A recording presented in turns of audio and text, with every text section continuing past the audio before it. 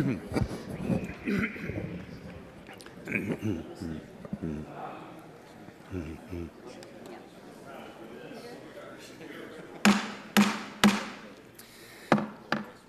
like to call the hearing to order this morning, and today we'll be discussing EPA's proposed regulations targeting carbon dioxide emissions from existing electric power plants, which was proposed on June 2nd. Before I recognize myself for an opening statement, I want to welcome Ms. McCabe. We appreciate her being with us this morning.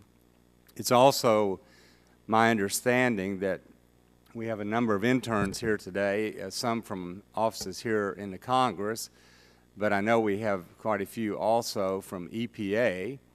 So we welcome the EPA interns as well as the interns from Capitol Hill. And with that, I will recognize myself for a 5-minute opening statement. Ms. McCabe, we're delighted that you're here today. All of us view this as a significant, in many ways unprecedented regulation. And pursuant to the Constitution, I can assure you that Congress is going to do its role and look very closely at this over 600-page regulation that will dramatically change the way electricity is produced in America. And it's certainly a lot more than about coal. This is one of those regulations that will affect every person in America, whether it be a manufacturing plant, electric generator, a consumer of electricity, or whatever it might be.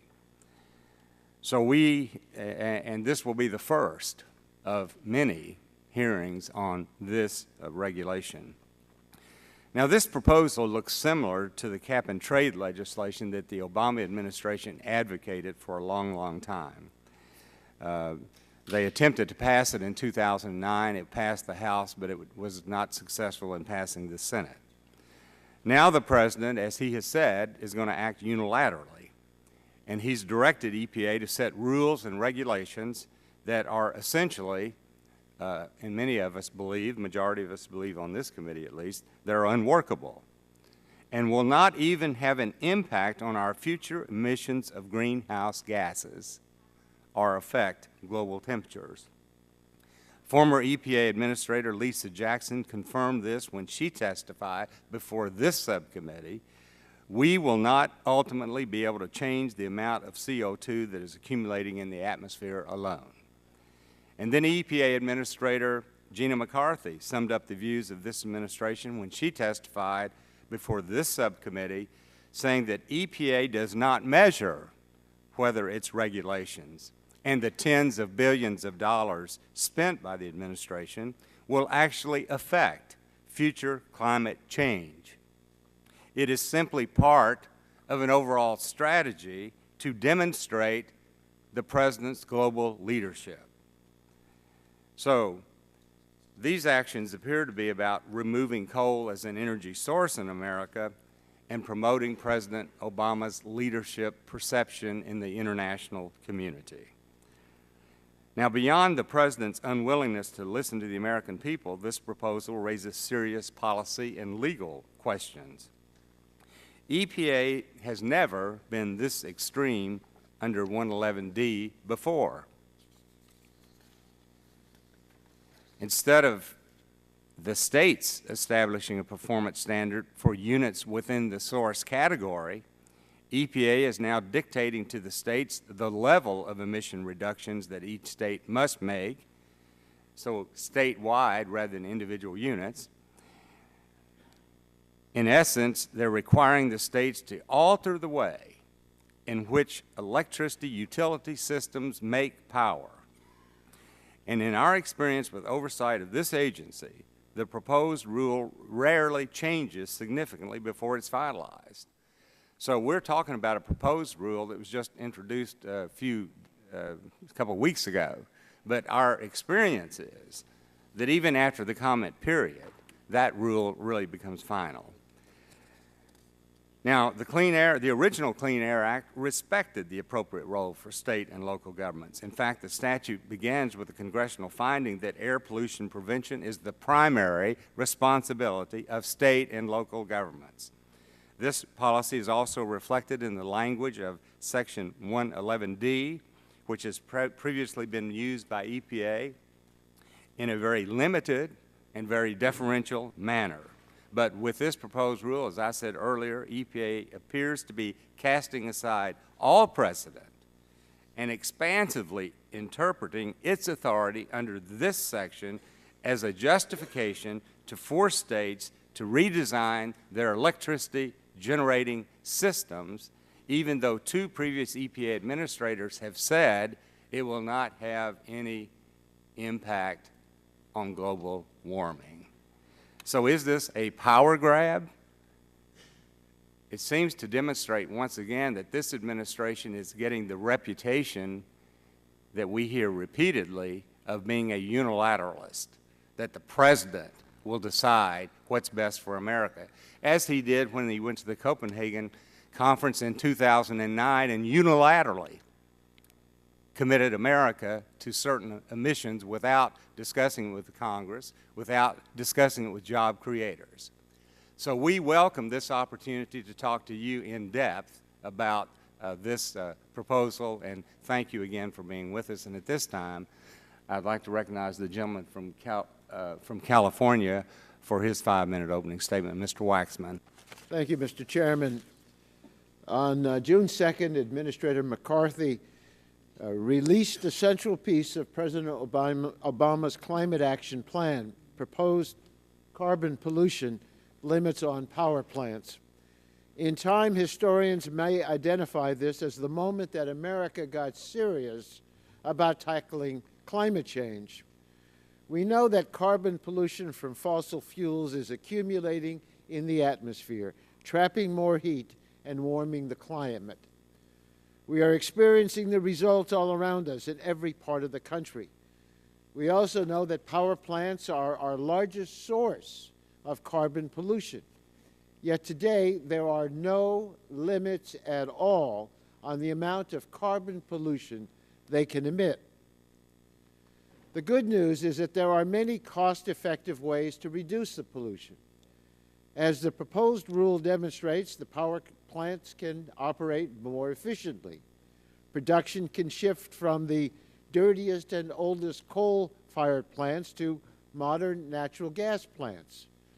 Retirements of nuclear power plants can be postponed.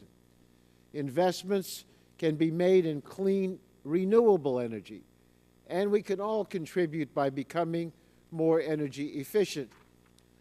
The path outlined in the proposal is the path to cleaner air, better health, a safer climate, and a stronger economy.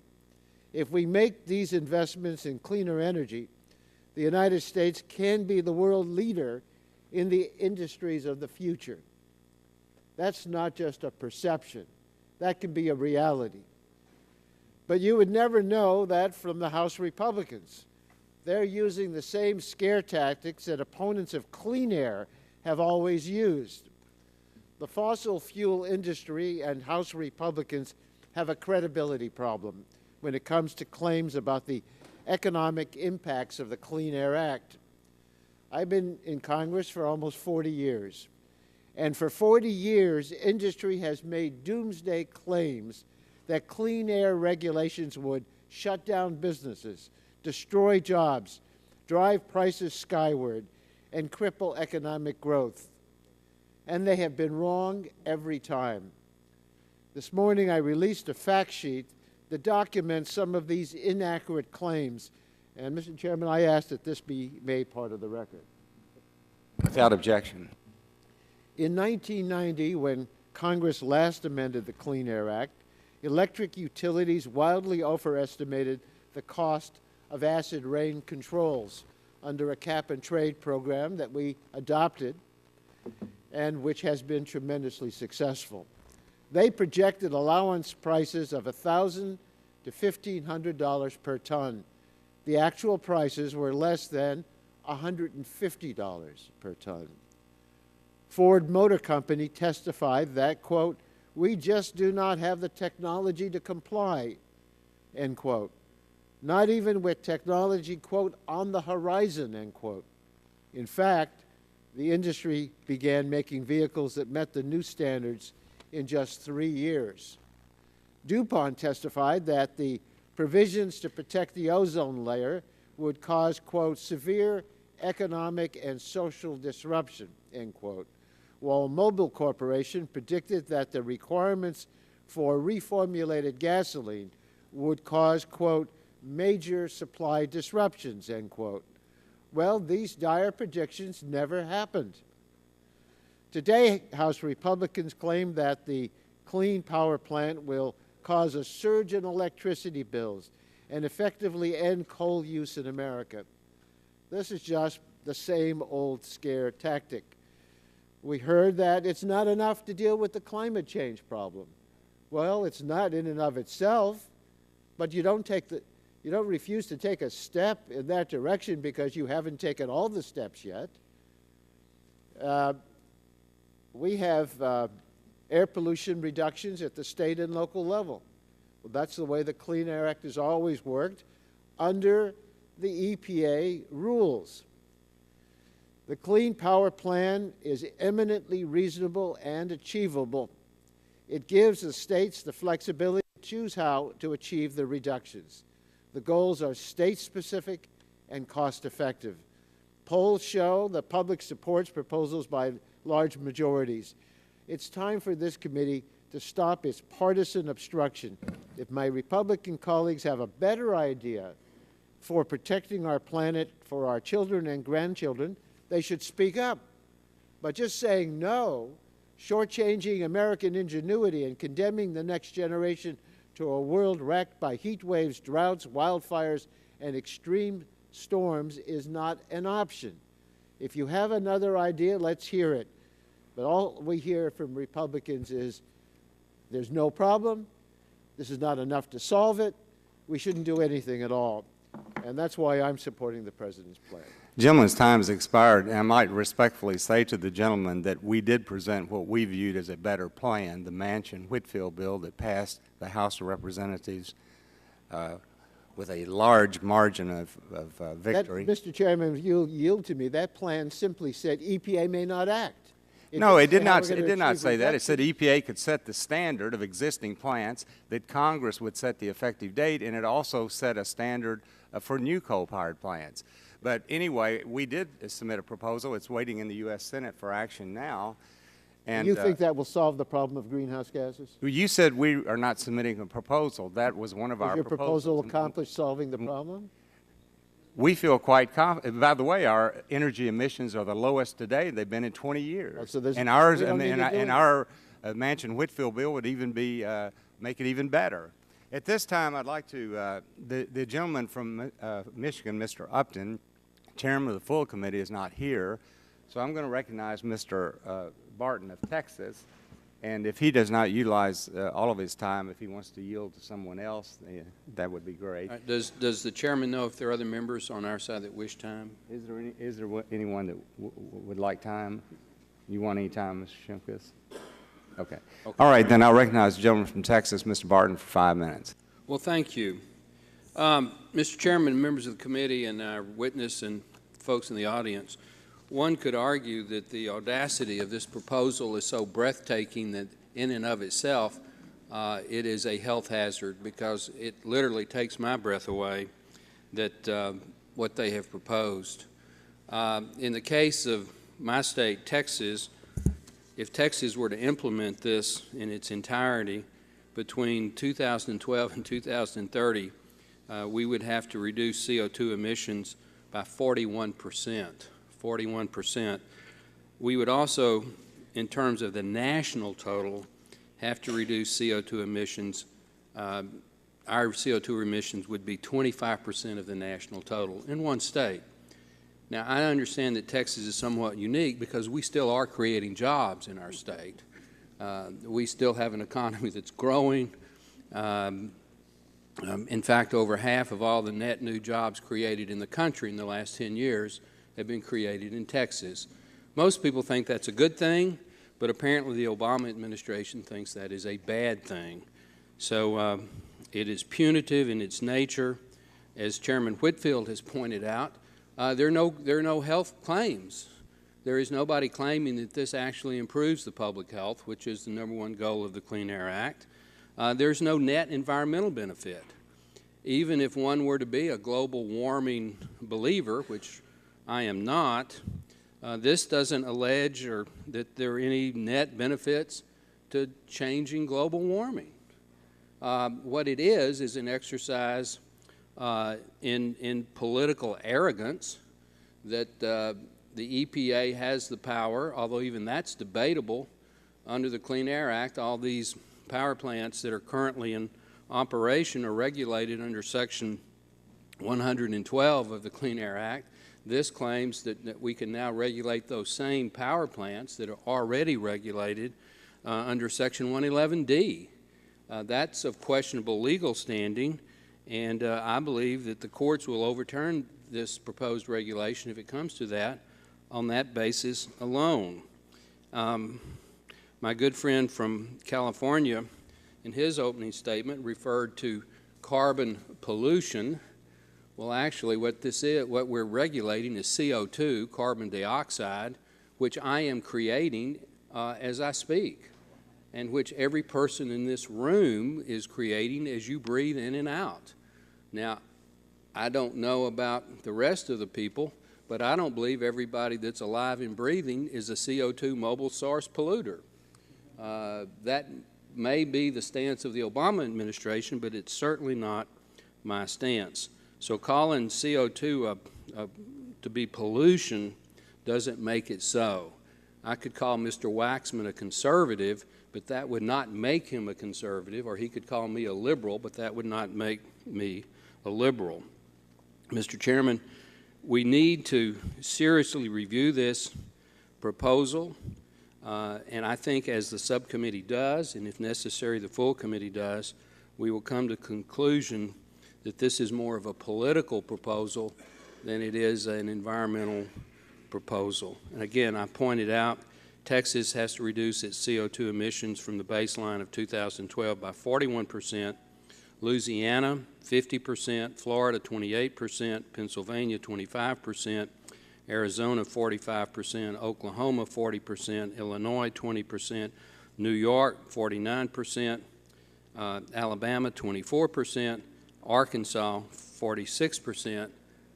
What's glaring about this list, and that's the top 10 states, the state with the greatest population base and the state with the largest environmental problems, at least in the Los Angeles Basin, the Golden Gate state of California is not even on the top 10 list, and they're the #1 state in terms of population. So I could go on and on, Mr. Chairman, but I've only got 29 seconds. Simply let me say that we have great respect for the EPA. I voted for the Clean Air Act amendments in the early 90s. This proposal does not comport with my understanding of what the Clean Air Act amendments were when we passed them in this committee over 20 years ago. And with that, I would yield back to the chairman. The gentleman yields back, and at this time recognize the gentleman from Chicago, Ranking Member Mr. Rush, for his 5-minute opening statement. I want to thank you, Mr. Chairman, for this important hearing on the EPA's Clean Power Rule. As part of President Obama's climate action plan to cut carbon pollution and help mitigate the disastrous effects of climate change, this rule will allow EPA to use its existing authority under the Clean Air Act to control carbon pollution from existing fossil fuel-fired power plants. And, Mr. Chairman, I must say that this rule could not be more timely, as these power plants account for the largest source of greenhouse gases from stationary sources in this country, and they are responsible for about 1/3 of the total U.S. greenhouse gas emissions, with no current federal limits on their emissions of carbon pollution. This new proposal seeks to cut emissions by 30% compared with the 2005 levels by 2030, and it gives states great flexibility when implementing the rule based on their existing utility infrastructure and policies. Mr. Chairman, while we hear from some industry groups and opponents of any type of regulation that these new rules will be costly and overburdensome, the newly released report by the Office of Management and Budget contradicts that claim. From the annual OMB reports to Congress, we know that for the 34 major EPA rules issued between 2003 and 2013, the benefits have greatly exceeded the cost. In fact, Mr. Chairman, it was 2 rules issued under the George W. Bush administration: the Clean Air Interstate Rule issued in 2005 and the Particle Pollution Rule issued in 2007 that brought about the highest estimated benefits. More importantly, the science, Mr. Chairman, is settled. Climate change is real, and it is negatively impacting the lives and livelihoods of the American people. We see this in extreme weather events and everything from destructive flooding on our coast to relentless wildfires in the West to costly drought and crop loss in the plains and in my beloved Midwest. That is why, Mr. Chairman, 4 former Republican U.S. EPA administrators who served under Presidents Nixon and Reagan and George H.W. and George W. Bush all praised the agency's climate change rule in a Senate hearing just yesterday. As George W. Bush's first EPA administrator, Christine Todd Whitman, told the Senate Clean Air and Nuclear Safety Subcommittee, and I quote, "The issue has been settled. EPA does have the authority. The law says so. The Supreme Court has said so twice. That matter, I now believe, should be put to rest." Mr. Chairman, end of quote. The American people expect their leaders to act to address this serious threat, not only to our environment, but to our national security. Even President Reagan's former EPA administrator, Lee Thomas, agreed that the science is settled on this matter, telling the same panel just on yesterday, I quote, "We know that carbon dioxide and other greenhouse gases are warming the atmosphere. We know they have contributed to a more than 1.5 degree Fahrenheit rise in temperature," end of quote. Mr. Chairman, if Congress refuses to address this issue as the American people demand, and at the very least we should allow EPA to do its rule, do its job, and act accordingly, then this rule will go a long way in helping us to begin to address this dire issue. I look forward to hearing from our witness today, and I yield back. Thank you, Mr. Rush. The gentleman yields back. His time has expired. And at this time, I'm going to recognize Ms. McCabe because we're going to give her 5 minutes to give her views on this issue. And as I said in the beginning, we do look forward to your testimony and the opportunity to ask you questions. So, Ms. McCabe, you're recognized for 5 minutes. I'm not positive that your microphone is on. Here we go. Thank you, Chairman Whitfield. Ranking Member Rush, members of the subcommittee, thank you for the opportunity to testify today on EPA's recently issued Clean Power Plan proposal. Climate change is one of the greatest challenges of our time. It already threatens human health and welfare and economic well-being, and if left unchecked, it will have devastating impacts on the United States and on the planet.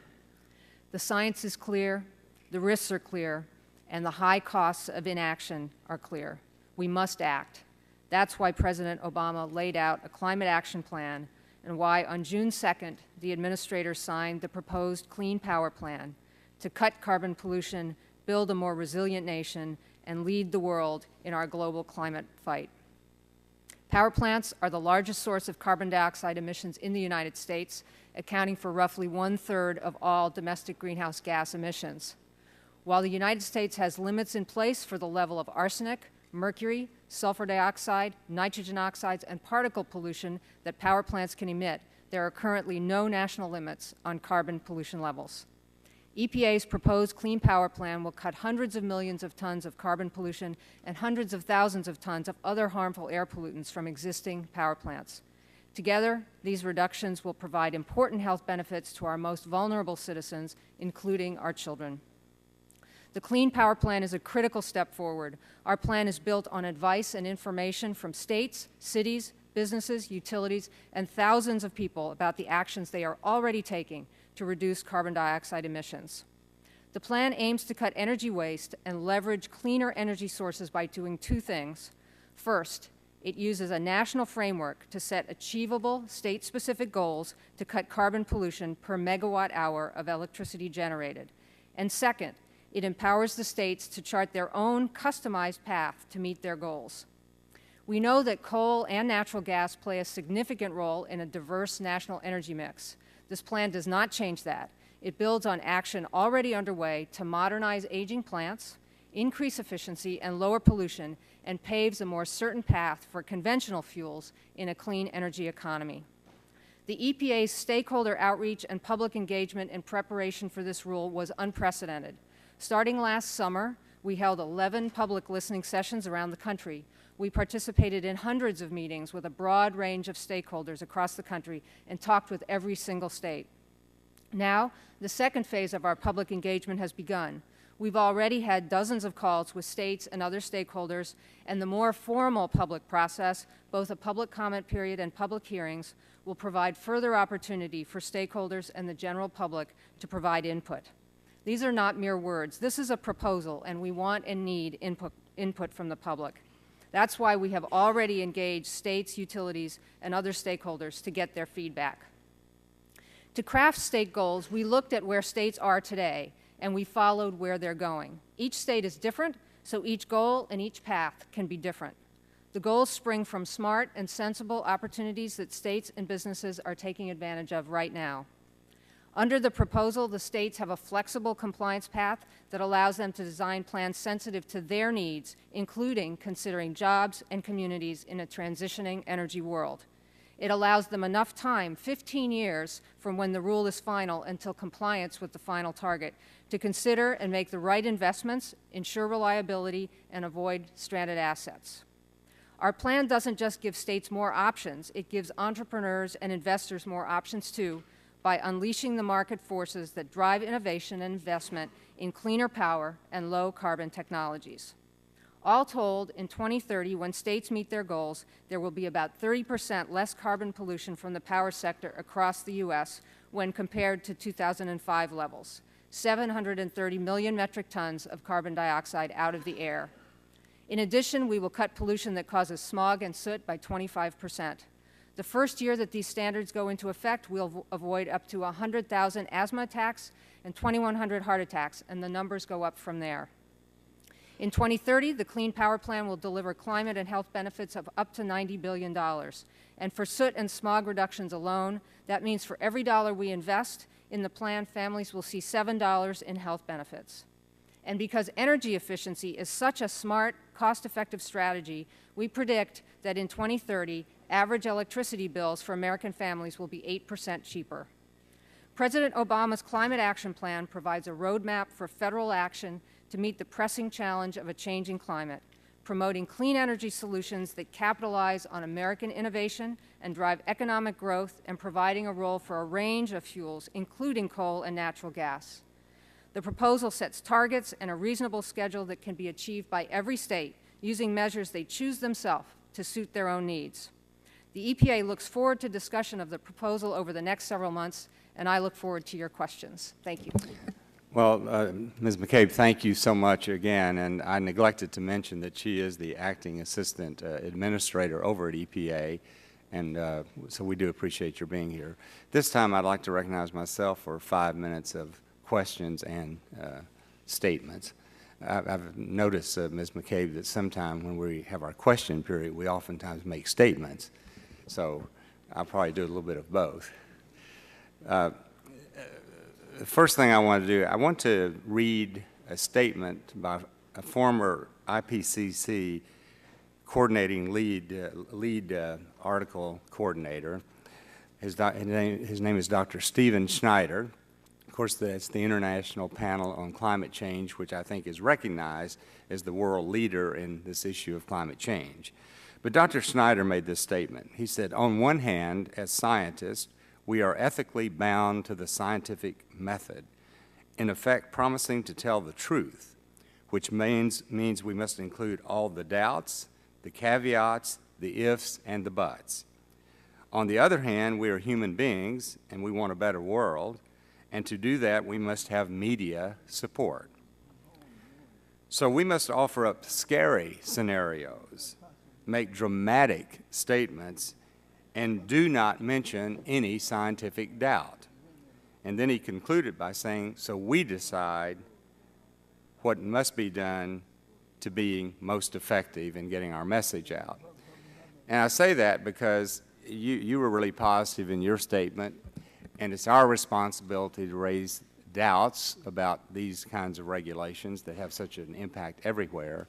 And so I just wanted, Dr. Schneider's not the only lead coordinator that has made these statements. Others have said we have to make them dramatic to put political pressure on political leaders. Others have said we use the worst case model scenarios. So as I said in the beginning, our responsibility is to try to focus in and see really what is going on here. And so first question I'd like to ask you this morning, I touched on it in my opening statement. EPA's carbon dioxide regulations for power plants are being pursued under Section 111D. And it's my understanding that you all have issued regulations under that section on 5 occasions. And now, Section 111D has traditionally focused, and in fact, of those 5 times, it's always focused on emission standards for specific sources, specific units.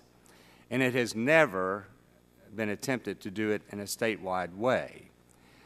And that's what your recent proposal does. It sets a standard that can be achieved only statewide. What precedent under Section 111D is there for this type of standard setting which has never been done before? There actually have been 6 regulations issued under 111D, the last one being the Clean Air Mercury Rule in 2005, which addressed this sector. And that took an approach that allowed utilities to trade among themselves to reduce emissions. But the fact is that what we've done in this rule is completely within the 4 corners of 111D, which directs us to identify the best system of emission reduction that's been adequately demonstrated for the particular sector that we're looking at. And in the case of the power sector, it is a fully integrated system that encompasses the kinds of technologies that we included in the rule, and we know that because that's what we heard from states and utilities. These are the things they are already doing to reduce carbon from fossil power plants. But you know, in this rule, you, for the first time, I mean, you basically are directing the states on setting up renewable mandates.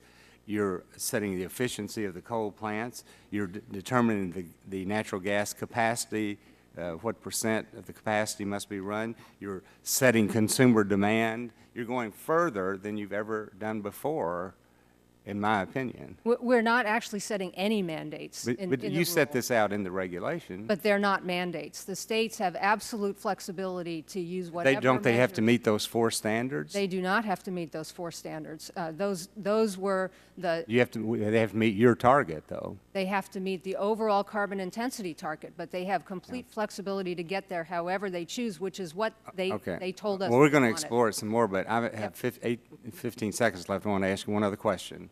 One of the real concerns we have, now this relates to the new power plant rule. We can't build a new plant in America because the technology is not there that commercially makes it feasible. The Kemper plant in Mississippi is like a $5 billion cost overrun. In Europe, they're closing down natural gas plants.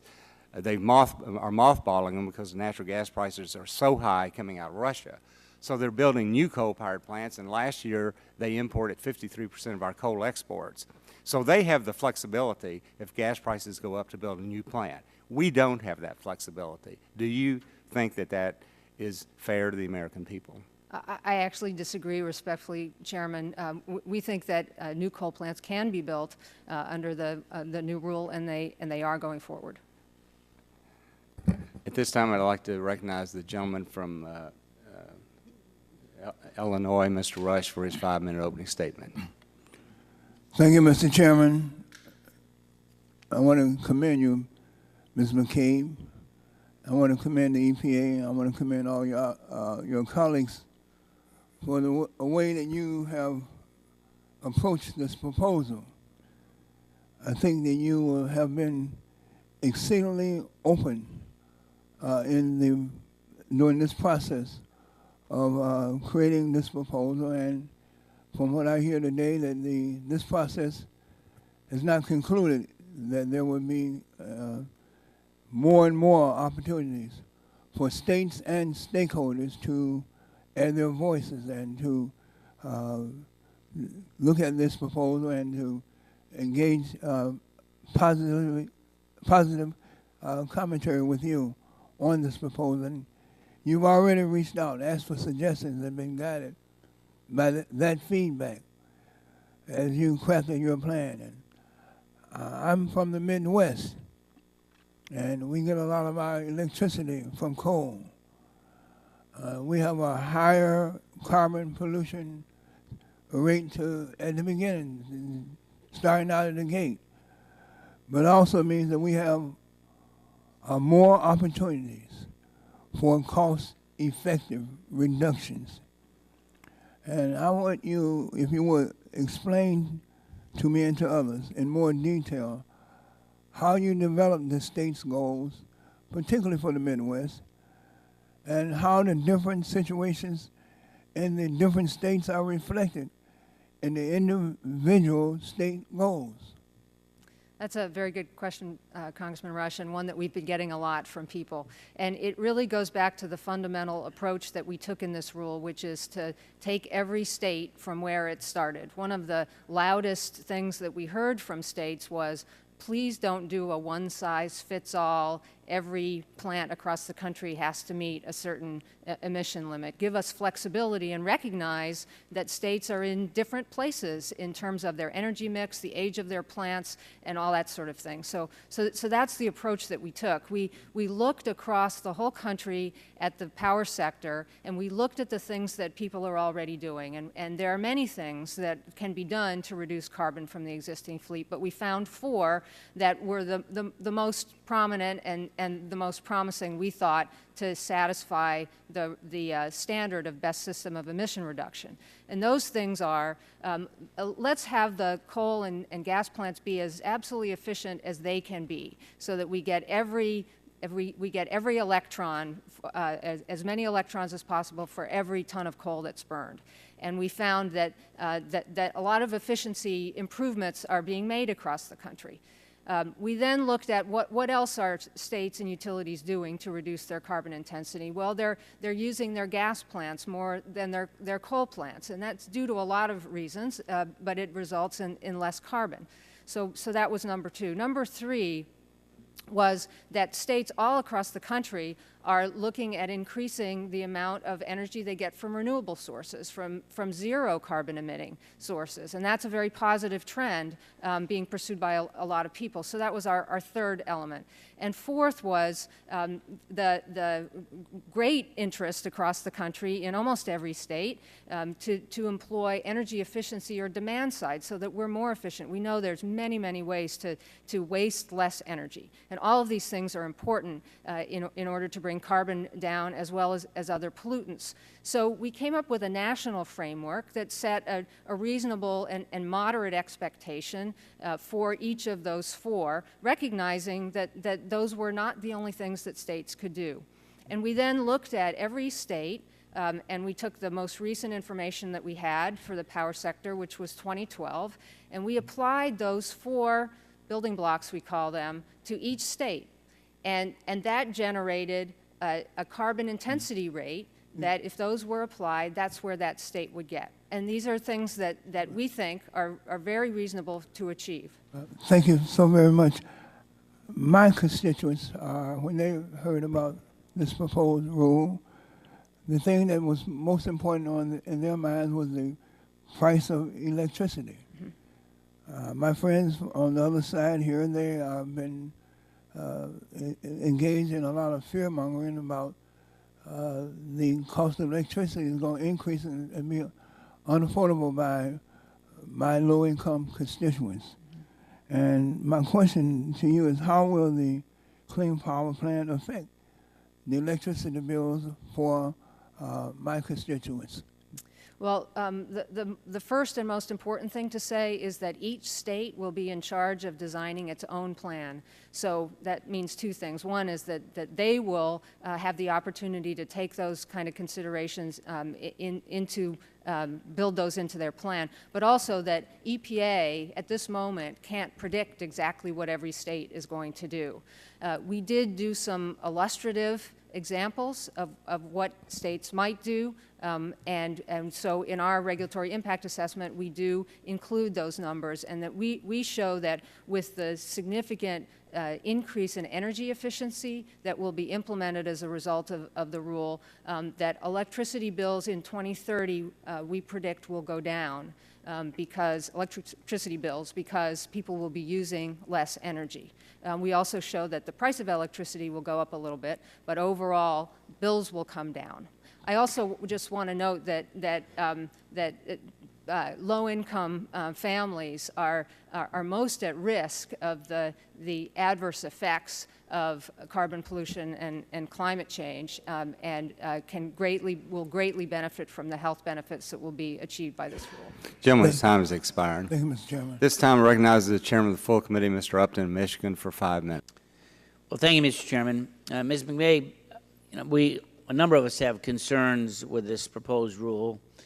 EPA, an agency with no energy policy authority or expertise and under questionable statutory interpretation, has now placed itself above state governments and public utility commissions on electric generation issues, not to mention DOE, FERC, or other federal agencies. Last month, the D.C. Circuit ruled that absent, and I quote, clear and specific grant of jurisdiction, end quote, federal government cannot regulate areas of the electricity market left by the Federal Power Act to the states, like electricity generation and intrastate transmission. But what EPA calls flexibilities in its proposed reg, changing dispatch rules, mandating efficiency, utilizing other generation sources, are in fact the very intrastate generation, transmission, and distribution matters explicitly reserved by the Federal Power Act for the states. So where do you see specifically the clear and specific grant of jurisdiction over intrastate electricity matters? Where is the site that you can refer to? Chairman Upton, this is not an energy plan. This is a rule done within the four corners of 111D that looks to the best system of emission reduction to reduce emissions. No state is required to enter into any particular agreement or take interstate efforts. We are not controlling the power sector through this. So you don't have a specific site, right? Is that right? I Because disagree with your neither premise. DOE nor FERC has the authority to dictate how states plan and operate their energy system. So if they can't do it, what authority does EPA have to mandate that the states actually restructure their electric systems and subject state energy decisions to federal oversight and control? That's not what the rule does. The rule is a pollution control rule, as EPA has traditionally done under Section 111D. Yeah. Well, assuming that you did have the legal authority to go forward with the rule, have you identified all the federal and state agencies that would have to play a role in the redesigning of the state electricity systems under the proposed rule?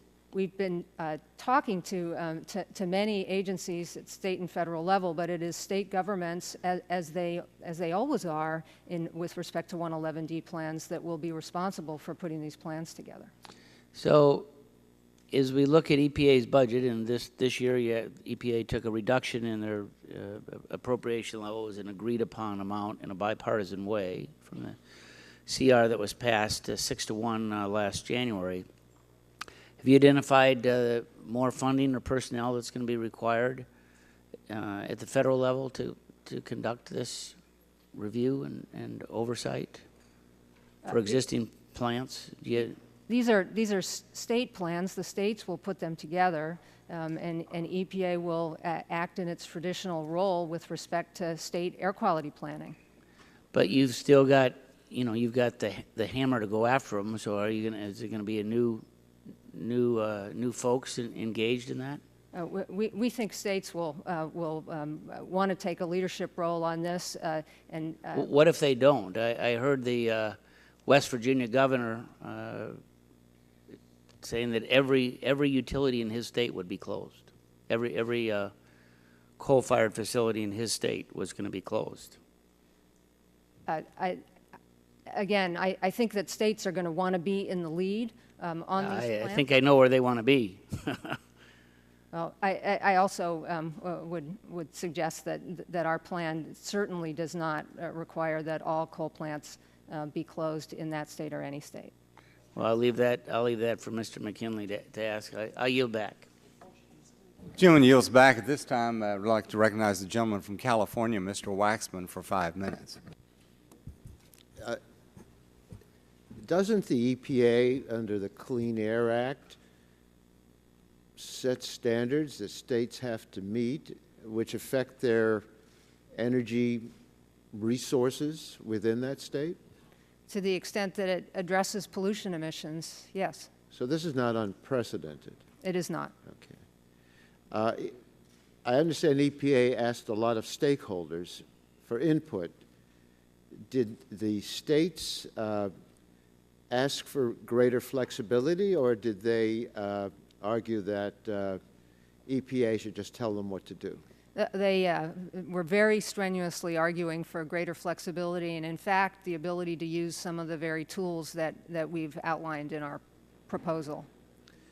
You indicated there are a number of ways that the states can meet the objective of reducing the carbon pollution coming from the power plants. And it's up to the states to design how to do it, but they have to achieve that goal. Mm-hmm. This isn't a mandate from Washington how to accomplish the goal. It sounds to me like a mandate from Washington to achieve the goal. That's correct. Isn't that the way the Clean Air Act has always worked since 1970? With respect to 111D and some other elements of the Clean Air Act, that's exactly right. The arguments I hear from the other side is, one, they don't believe the science. Two, they don't think there's anything to do. Three, this is not good enough because it doesn't achieve the goals. Four, it tells the states what to do.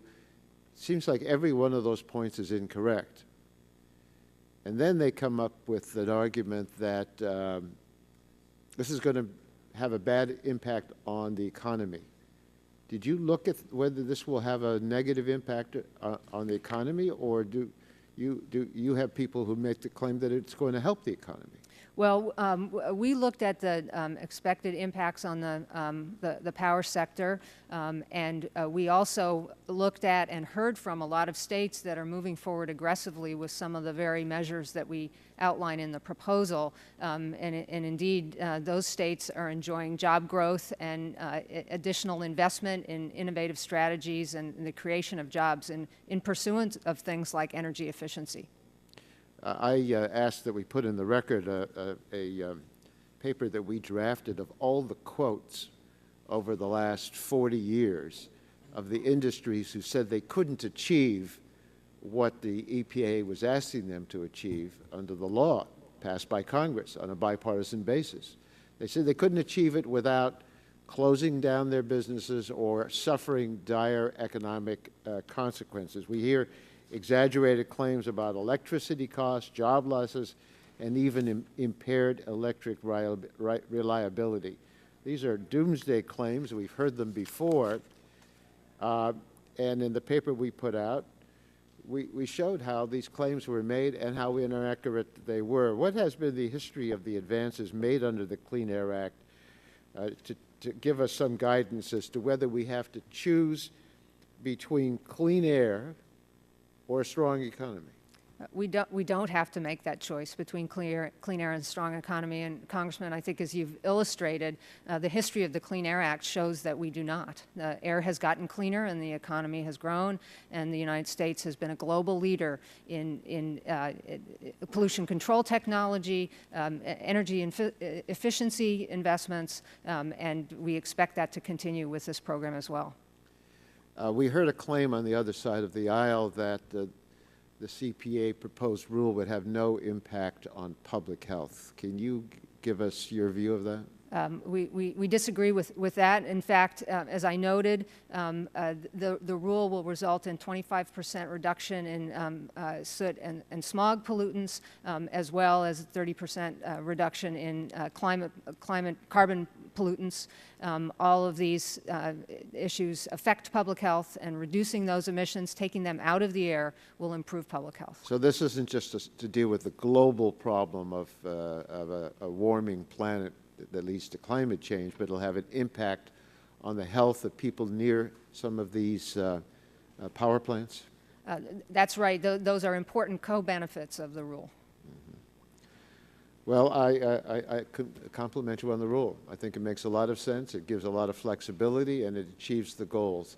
And it encourages entrepreneurship to develop the industry and technology that will make us the leader in the world to accomplish these goals. Thank you, Mr. Chairman. Yield back. Gentleman's time has expired. At this time, recognize the gentleman from Illinois, Mr. Shimkus, for 5 minutes. Thank you, Mr. Chairman. It's great to be here. And no. I'm sorry. Mr. Barton actually was on the list first. Okay. And Mr. Shimkus is recognized for 5 minutes. Thank you, Mr. Chairman. And I'm glad Mr. Waxman's here because he and many of my friends on the other side have seen this poster before. These are the real life job losses from the last Clean Air Act. Kincaid, Illinois, I've invited you all to come by there. 1,200 miners lost their job under a flexible system controlled by the state. State made the decision, this mine closed, 1,200 miners. So those of us who talk about this debate, we're trying to save our coal miner jobs in this country.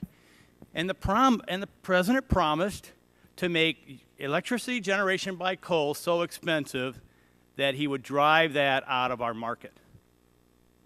Promise to the San Francisco Chronicle, well documented. He's just following up on his promise. So those of us in coal regions of this country are under attack, and we have to deal with this, with our constituency and the debate. So that's why there's a lot of emotion, as you can imagine. Also part of my portfolio here is the nuclear portfolio, the nuclear side.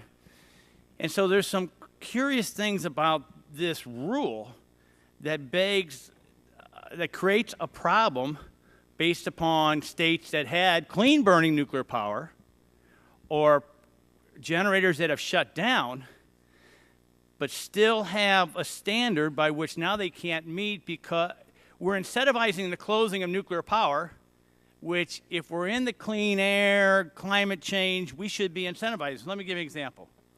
2013, 4 nuclear reactors premature to close. One of those reactors was Kewaunee plant in Wisconsin. When you all set the reduction target for Wisconsin, it did so based on electricity production in 2012, a year in which Kewaunee was still operating. So you're calculating your reductions a year when you've got a nuclear plant operating, no carbon emissions. That facility closed. Now that state, and many states that have nuclear power, I have one of the largest nuclear power generating states in the country, is now disproportionately harmed by these rules. Extremely harmed. So the result is that Wisconsin will be forced to compensate for the loss of this plant and reduces emissions even further than the EPA target. Is that correct? That analysis all correct? So let me explain, Congressman. Quickly, please, as quickly as you can. Yep. So this rule addresses the fossil fuel sector. That's our responsibility under 111D. So that's where we start. And our job is to identify the best system of emission reduction for fossil-fired plants. That doesn't include nuclear. So in 2012, we looked at the emissions in each state from their fossil generation. And we then looked at what that best system of emission reduction from a national basis would result in 2030. We recognize that there are states that rely on nuclear power that is zero carbon emitting. That's very good for carbon intensity. But we are disenfranchising those states that have the nuclear option. We're, in fact, giving states credit for some portion of nuclear in their compliance But to plans, meet the so standard, they have to even have more cuts, especially when a plant has closed, because you're basing that off the emissions in 2012, but their generating portfolio was based upon a nuclear plant that was operating. But this is not an energy plan for the state. This is a. That's our problem. But that's not our job to do. But that's the problem for our ratepayers. And because if a generating facility that has zero emissions drops off 1,200 megawatt, 800 megawatts, whatever the base load is, they have to make that up, otherwise their costs are going to go up. And so we're not taking into consideration in this carbon debate zero emitting. We should be incentivizing this, should we not? We are, and for any state that uses zero emitting generation to replace coal-fired generation or to meet their needs, they absolutely will be able to count that in their compliance plan and move them towards their goal. Okay, let me get to these final last questions, and I appreciate that answer. What happens if the EPA doesn't approve a state implementation plan? There's a provision, there's a little bit of language in 111D that says if we're not in a position to approve a state plan, then EPA is to move forward with a plan for that. You will have a federal implementation plan. We are not focused on that right now. Because but that's what the law will be. I mean, the rule would be. That's what the law provides. What will that federal implementation plan look like? We have not come anywhere near to I would proposing a suggest federal you start implementation looking plan. at that and be prepared to answer questions on that. I yield back my time, Mr. Chairman.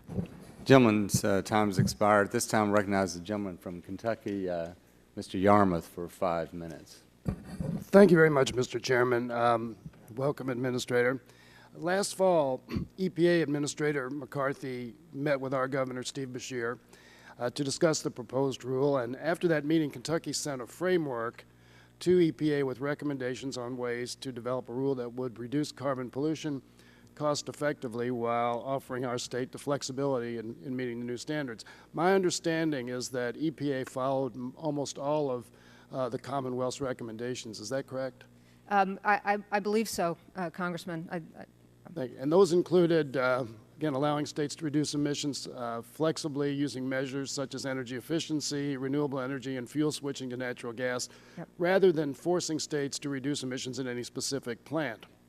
Also recognizing differences among states' resource potential, current generation portfolios, and allowing a variety of compliance options, including energy efficiency and so forth, as you said. But here's another example of how that flexibility can help. The American Recovery and Reinvestment Act established a rebate program to help spur development and adoption of energy-efficient appliances to replace older, less efficient appliances. General Electric has a major manufacturing facility in my district, and because of that program, they were able to bring a manufacturing line of refrigerators from Mexico back to Louisville and creating hundreds of jobs in the process. Does the proposed rule allow states to take credit for reductions achieved through energy-efficient initiatives like this one?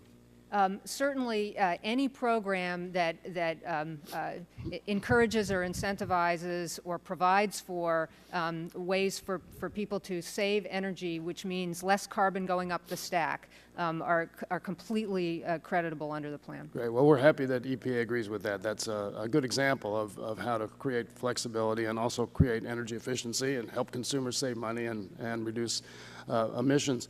You know, I'm glad the chairman mentioned Waxman Markey earlier in his opening remarks, because I was one of a group of 10 or 12 or so representatives from states that were heavily dependent on coal-based energy, who went to our leadership at the time. Rick Boucher from Virginia led that effort, and we basically said to our leadership and to Mr. Waxman that we couldn't support the bill as it was originally drafted, that it would have been devastating for our consumers and our businesses. And they made changes in that bill. And before I voted for that bill, I talked to all of the major consumers of energy in my district, General Electric being one. Ford Motor Company has two major manufacturing facilities, the University of Louisville, the Jefferson County Public School System, Louisville Metro Government, UPS, we're the global hub of UPS. And not one of those users of electricity objected to that law, proposed law, and said they were either for it or neutral on it, saying we could live with it. I talked to our utility company and asked what the impact of that law would be on the residential customers, and they said, we think that after 10 years, the average residential user will have their rates go up 15% if they do nothing else. They don't adjust their thermostat, they don't change light bulbs, they don't insulate, so forth. So if they were paying $200 a month at the beginning of the period, 10 years from now, they would be paying $230 a month. So I felt pretty comfortable that I could vote on that, and knowing that there would be minimal negative impact on my constituents. So I'm glad that the chairman compared what the EPA rule does now to that law back then. And I want proposed law back then, which Republicans in the Senate killed. But I want to get to this whole scare tactic of manufacturing businesses being affected and moving out of states and so forth. Because, again, I haven't heard from any of my major manufacturers, and I have a lot of them in my district. They're not afraid of this proposed rule. So my question is to you, assuming that, you know, it's not easy to move a manufacturing company. Ford has almost a couple $2 billion invested in my district in their two plants. So they just can't pick up and leave, even if the energy went up. But you've made an estimate of what the increase potential rates would be, even in the short term on this. I think it was about 3%. Is that correct? That's correct. So it seems hard to logically predict that a 3% rise in a manufacturing company's rates would be enough of a financial disincentive to force them to pick up a major investment and move somewhere else. Is that part of the calculation that you did when you were creating this rule? Well, energy efficiency is good for everybody and good for business. I think we all know that. As you say, the increases in electricity prices we see are modest in the short term and then go down over the long term. So I think businesses will take that into account. Great. Thank you. I yield back. This time I recognize the gentleman from Texas, Mr. Barton, for 5 minutes. Thank you, Mr. Chairman. Am I not correct, Administrator McCabe, when I say that this proposal that we're discussing today is not actually required by the Clean Air Act? Isn't that a true statement? No, it is required when we issue a 111B standard for a sector to then go forward with a 111D standard. Well, I think that's wrong. I think it is allowed, but I don't see any statutory authority that demands these proposals.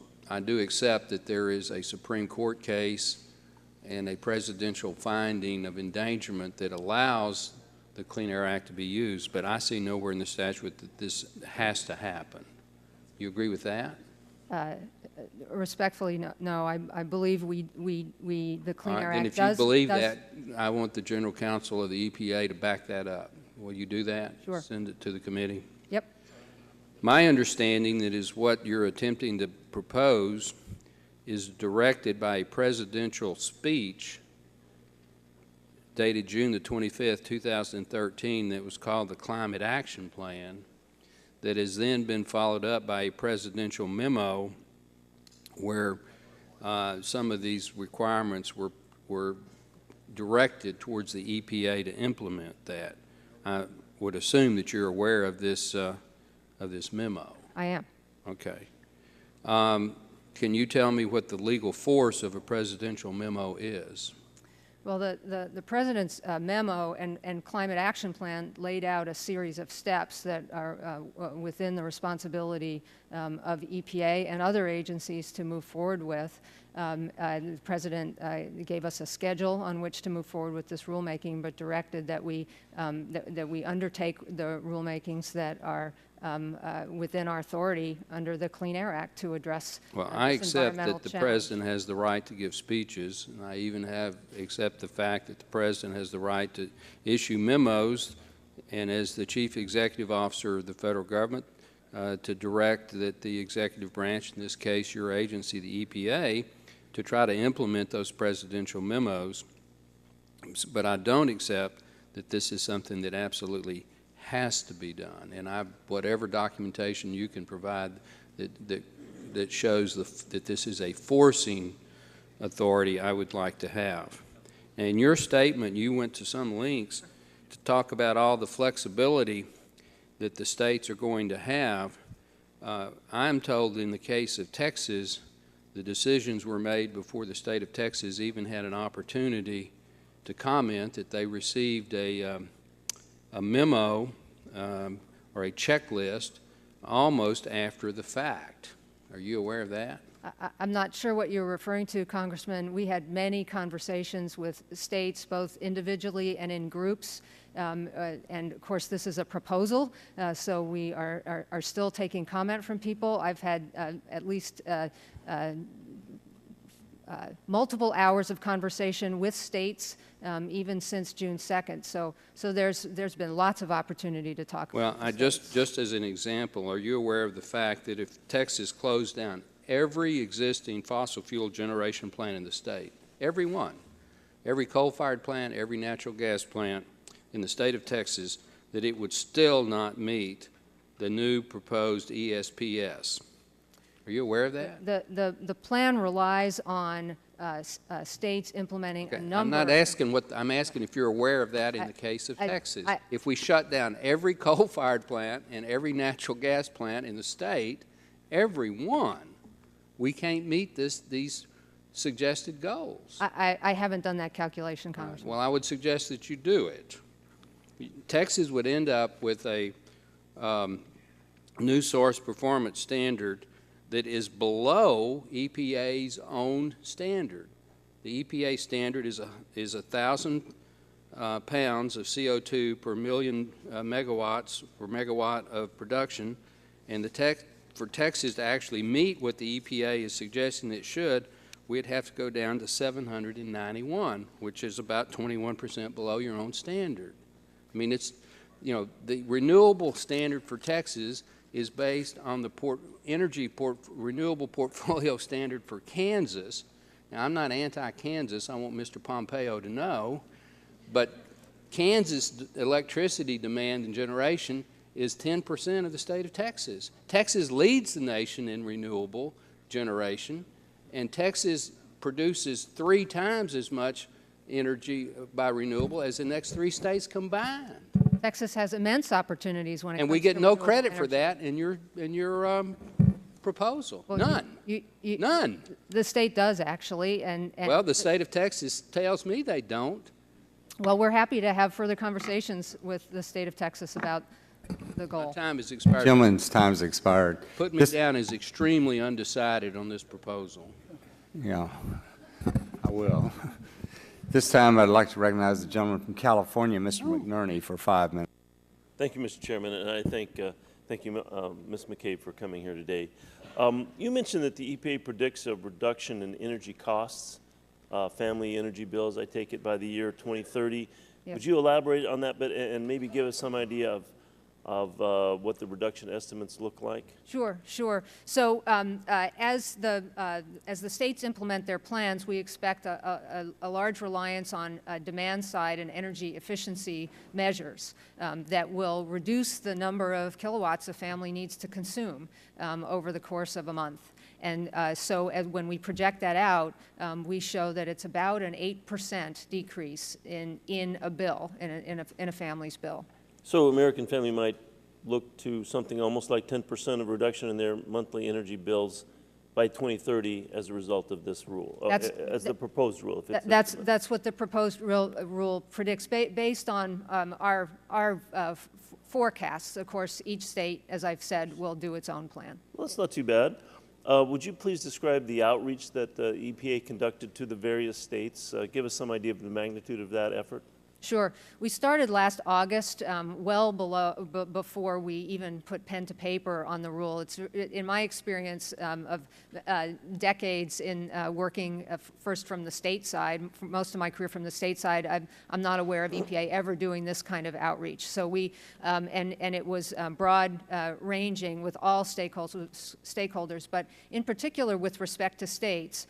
We met with states in groups. They have regional organizations. We met with those regional organizations. Our regional offices convened groups of state officials, both from the environmental and the energy side, as well as other stakeholders and utilities. Were most states cooperative, or did they stand aside and give a a less cooperative stance? Oh, I would say that there was great interest and continues to be great interest from the state officials on talking with us about the program.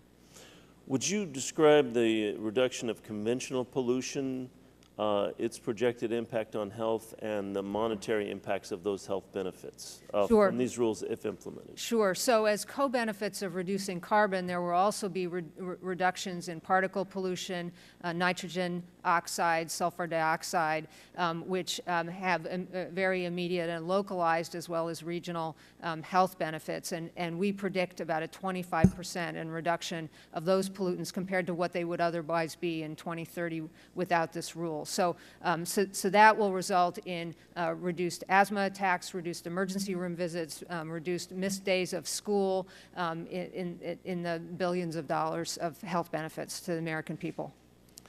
Is there any way to talk about the return on investment that might have to be made by the different states?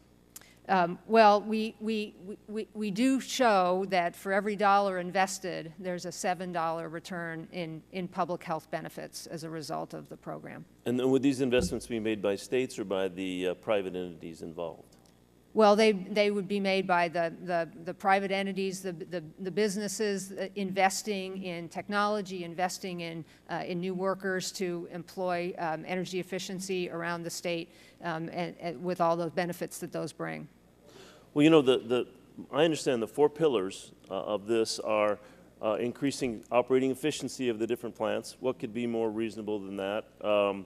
Using gas-fired plants at 70% of their capacity, which is a good idea if you have a gas-fired plant. In fact, gas is more affordable now than many other forms. Using renewable energy that's applicable locally to the state, and using nuclear as long as possible, and encouraging user efficiency, end-user efficiency. So these are all pretty reasonable in my mind. I don't see how that would be viewed, any of those, as too intrusive. Are there other measures that can be taken that would also help reduce pollution that are included in this rule? Yeah, those are so reasonable that they're being done in a widespread manner. But there are other things that states or utilities can think about doing. There's other types of fuel switching they can do. They can look at their transmission systems and see whether there's leakage there that can be tightened up. So there are a number of other things that folks can do. And the last thing is the state flexibility. I mean, I understand there's a great deal of flexibility the states have adopted, and it'll make it a lot easier for the different states to implement these proposed rules. Yes, that's right. All right, thank you, Mr. Chairman. I yield back. This time, I recognize the gentleman from Ohio, Mr. Latta, for 5 minutes. Well, thank you very much, Mr. Chairman, and thanks very much for being with us today. We greatly appreciate it. Last week, the governor of Ohio signed a piece of legislation citing energy costs and economic growth concerns that put a 2-year freeze on Ohio's renewable energy mandate that the state had imposed on itself. I'd like you to consider this hypothetical situation going into the future. Assume that the Ohio Renewable Energy Standard was included in its state implementation plan, the SIP, and to comply with the EPA's existing plant rule. Assume also that the EPA approved that SIP, okay? In that scenario, would the state of Ohio maintain its discretion to freeze the renewable energy program in order to protect the interests of Ohioans? The state would continue to have flexibility if circumstances change in the state to replace one particular measure with another, and the proposal lays out the process by which a state could do that. So there's opportunities for states to adjust their plans along the way. Let me ask then, would the state have to get that approval from the EPA? If a state wants to replace one measure with another, they would come to EPA and say, this is what we're doing. Okay, and how would the process overall work, and how much time would it take for a state to get that implemented then, if they want to make a change? Well, we work with states all the time in circumstances where they wish to change their state implementation plans, and so we work with the state to prioritize those actions and try to meet the state's needs in terms of timing. And then also, would Ohio be subject to Clean Air Act penalties if they didn't first obtain any EPA approval before they make any implementation to a change at that time? I don't believe so, Congressman. The provisions in the Clean Air Act for penalties are pretty clearly laid out, and there's a pretty clear process for when those could be invoked. So I think in any circumstance like this, we would work with the state to make sure that they could do what they needed to do as long as it met the ultimate goal. Well, just to be on the safe side, if we get that back to the committee, that they wouldn't face penalties if that would occur? Sure, Okay. we'll answer further. Okay, let me, and also just talking about a little bit about Ohio. We get about 70% of our generation in the state of Ohio comes from coal. And in my district, which I have about 60,000 manufacturing jobs, it's even higher than that we're coal-based generation. And up in my area of the state, I also have a very unique situation, and I have a lot of electric co-ops. So how would the EPA's Clean Power Plan avoid putting these small co-ops at a competitive disadvantage, and especially their customers? Because again, in my district, when you look who they're serving, you're talking about a lot of it's very unique. I have 60,000 manufacturing jobs. I also have the largest number of farmers in the state of Ohio. How do you put them not at a competitive disadvantage under the Clean Power Plan? Because, again, you've got the farmers, you've got these small businesses out there, you've got a lot of retirees. Yeah. What happens? How do we make sure they're not at a competitive disadvantage?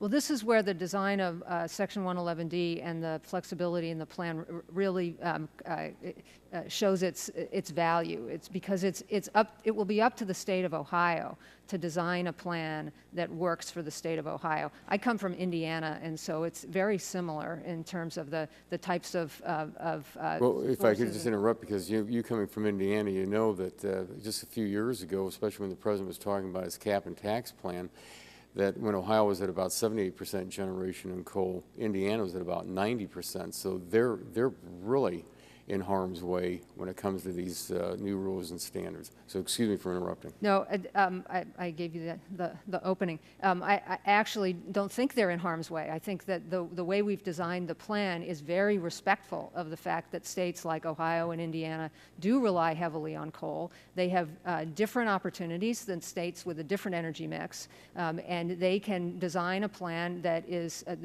addresses concerns related to small rural co-ops, public power, particular concerns. This plan works, it doesn't require any particular plant to meet any particular emission rate.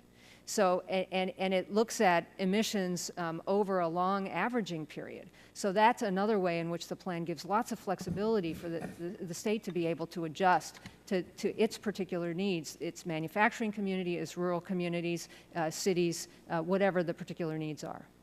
Thank you, Mr. Chairman. My time has expired, and I yield back. This time I recognize the gentleman from Texas, Mr. Green, for 5 minutes.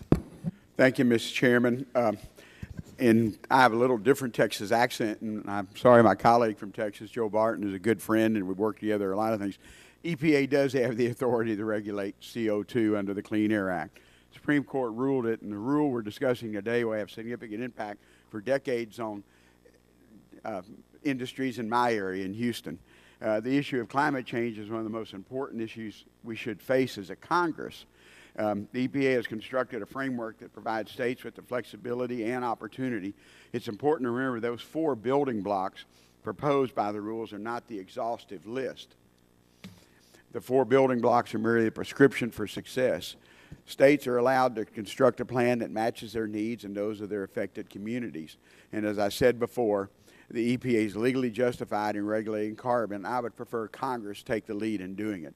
I believe as elected officials we have the duty to act on behalf of our constituents to regulate these pollutants.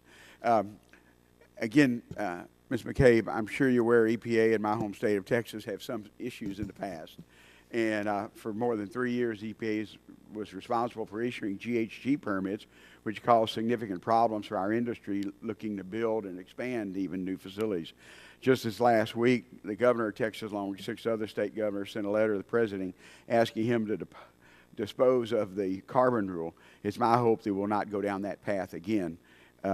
My first question, having said that, Ms. McCabe, can you explain to the committee what concerns your office received from stakeholder groups, including states, as you prepared the rules, and what did the EPA do to mitigate these concerns? And obviously, from my part of the country, I'd appreciate if Texas had some input and if you and how you responded to it.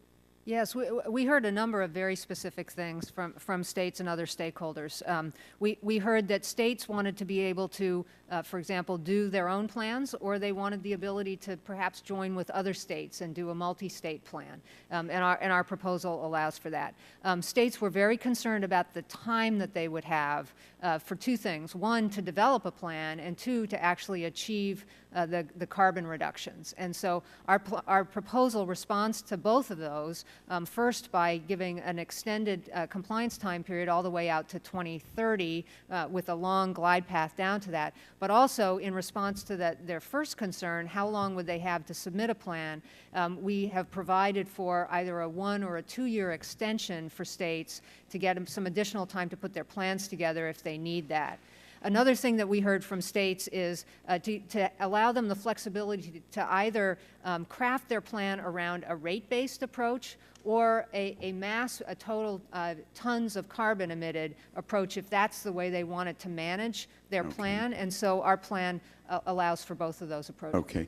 I've reviewed the rule and the 4 proposed building blocks. EPA has estimated that the majority of the carbon reductions from the state of Texas would come from building blocks. Two of them utilization of the existing natural gas compound cycle power plants. However, there are other additional reductions calculated under building blocks 3 and 4. And you may know Texas has more wind generation than any other state. Texas was the first state in the nation to pass legislation establishing energy efficiency resources standards. My concern is the EPA has proposed that Texas is capable of meeting even higher renewable energy and energy efficiency demands. My next questions have to do with the studies conducted included by EPA to meet these demands. EPA states that these estimates are subject to significant limitations and market barriers, including consumer behavior. My next question, are EPA estimates in the proposed rule expected to overcome these limitations and barriers? Well, the estimations that we use for each building block are based on a national framework. So they are not individualized to every state. But of course, the state, as I've said, has the ability to apply them in any way that it wishes and that it makes sense for them. So if there are market barriers, for example, to additional renewable energy efficiency, the state can look to other more reasonable, more appropriate measures for them to employ.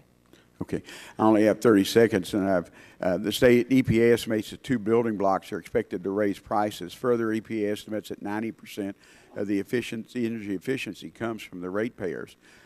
What effect do you think these prices increases will have on consumer behavior? Will they actually be more efficient? And won't consumers be more inclined to maintain the status quo as opposed to paying more for new programs? The last thing, though, the studies that EPA is relying on, are they available to the public so before the close of the public comment period that Sure. people can respond to? All of our technical support documents and the studies are available in the docket, which I believe opened yesterday when the rule was published. But the answer to your first question is that we've seen in states that have very proactive and forward-looking energy efficiency programs that they're quite successful, and that measures do get implemented and consumers do save money. Thank you, Mr. Chairman. This time I recognize the gentleman from Louisiana, Mr. Cassidy, for 5 minutes. Thank you, Mr. Chairman. Ms. McCabe, I will also first make a statement, then ask some questions. When you say that utility bills are going to go down by 8%, it reminds me of candidate Obama saying that under his health care plan, insurance premiums would decrease by $2,500 per family without increased taxes and without a mandate. Of course, now they're up, $2,500 per family. When you say that you're going to give states flexibility, it reminds me of, if you like your doctor, you can keep it. Now, I will tell you, I know of a family losing their home. They've refinanced their mortgage, and so it's actually paying less for that. But their cost of food, gasoline, insurance has all gone up. They've been denied the economic benefits of projects like Keystone XL Pipeline, which now Canada is going to ship their oil to China to create Chinese jobs, and you want to raise their utility prices.